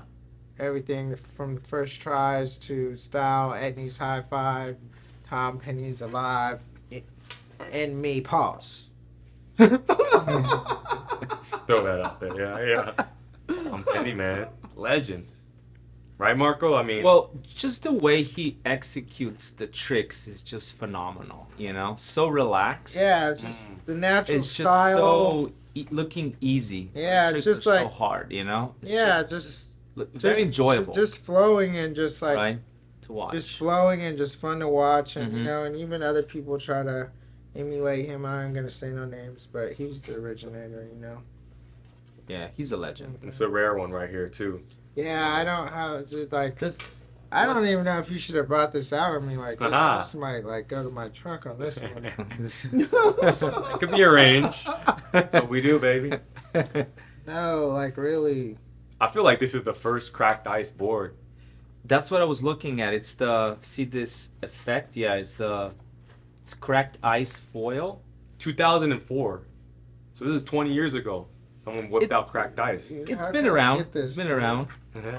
It's got like the foil, cracked ice. It's a 2-layer print. Cracked ice first, and then the graphic. Right? It's 2004. Mm-hmm. Right? And only the top layer stained. So it's cutting corners, right? Oh, It's supposed to be like 2 or 3 different like layers stained, but it's only the top one. So, and again, it's that stain that doesn't exist anymore, right? right. This color, the marble. I don't know if you can tell, but yeah, it's retro. It's under 8. Yes, it is. 775. 775, small. It's a smaller board. Bring back the 775s. Some people are already skating 775s now. Mm-hmm. Manny Santiago. Mm-hmm. Oh, Dave? Oh, Maybe he's 7.5 maybe? Wow. He's skating like a 7.2, dude. I got Se- one of his yeah? boards. I was like, this is crazy. Yeah. You say 7.5. Shout out to Dave Baczynski. But Yep. Yeah, shout out. She's amazing. I don't know how you do that. Wizard on a skateboard. Yeah. Come through, man. We'll get him on. Yeah, Dave? Yeah, Let's get Dave. it. We need you on the pod. So, again, well, actually, got a Toan story. The peace story. Okay, got a couple stories. Well, maybe we should clarify that P story. What happened leaving the club that one night? I don't know, dude. Tone's just scary, dude. So he just like he just needs some excitement in his life. It was an accident until it wasn't, and then I just thought it was funny. I heard y'all were freezing, and it was like, I need warmth by any means necessary. Yeah. And you're like, I got you. Yeah, for sure. Yeah. But yeah, any other like untold stories, you and Toan skating it up or not? We love the exclusives. Oh man, dude. What can I say? Tone's my boy, dude.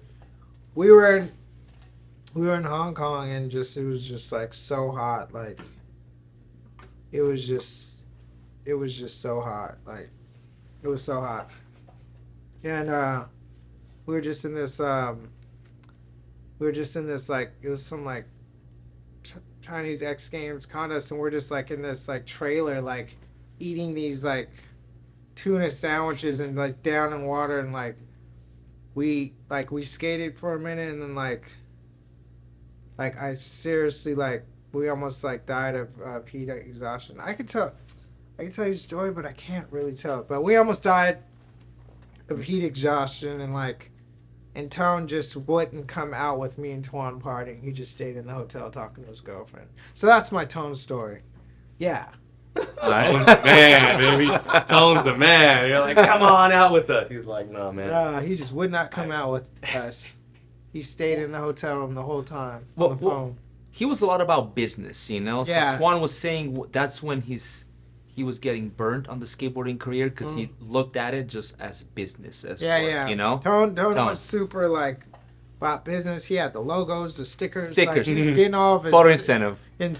everything. Did you ever see like, hey, what are you doing? And then he's like, yeah, I gotta put it here. I gotta put it here. Like, No, I knew what he was doing. I got incentives, but he was just like on point with it. Place, I'm gonna do this trick. Oh, it's gonna be on the nose. yeah. They're gonna see it. Yeah. He's like, you're gonna see the Shorty kickflip back toe. He said. Toan. Oh, kickflip yeah. back toe. He's gonna do the trick. He was serious. He'd be like Bro. trying his trick and being like, He was the master of photo incentives. Yeah, no, he was just Toan, getting the paid. master. And he'd like look at the The- photo and be like, nah, you didn't get all the stickers in. I could get a better one. Like, he was crazy about money. Just like, Mm-hmm. Yeah. crazy rich Asians. I don't know. Yeah, that's Mm-hmm. mad funny. But Yeah. smart. I mean, he was like, I'm gonna be efficient, right? He was milking it. He knew how to milk it. Yeah. That's what was going on. Yeah. Just cheap, dude. Just cheap. But all that. I love Toan. He's my best man, dude. Like, Brandon, all those photo incentives, that's all gone now with social media now, right? It's like, I don't know, dude. I haven't got a Fit- photo incentive in a minute, dude. right? So that's Shout out to Rosa. Oh Rosa. wow, dude. Yeah, Rosa. It's like the first staple of like females on boards. But yeah, photo too. I think I got a photo in Thrasher last month. I think like some Asics are showing. I think I'll hit him up, dude. I doubt I'll get any photo incentive, but you know I'll Marko, try. okay. Mm-hmm. Anything else, Des? Just keep going, man. How can people find you and support? Uh-huh. Yeah, if you're struggling with mental health or substance abuse, check out Westside Recovery. Westside Recovery SD, like San Diego.com. My social media is B Turner, B as in boy, TURNER _. Yeah, and stay safe skating, and you can do it, whatever that is, with the support of your community and others. Word. And we'll have some boards for you to sign. Okay. We'll drop them on wallridex.com. Okay. Sign Let's do boards, it. sign grip. Let's Marko, go. you gotta do that. Let's go. FDX. Boom. How was it again? Boom. Boom. Thank you guys for having me. Dez, aka FlippinBoards, Marko, Sharko, Thank Jazbinsek. you, man. The Thank you, legend Brandon. just came through, man. We appreciate it. So, BT, All right, Brandon Turner. Appreciate you. We'll see y'all next time, man. Let's go. Yeah.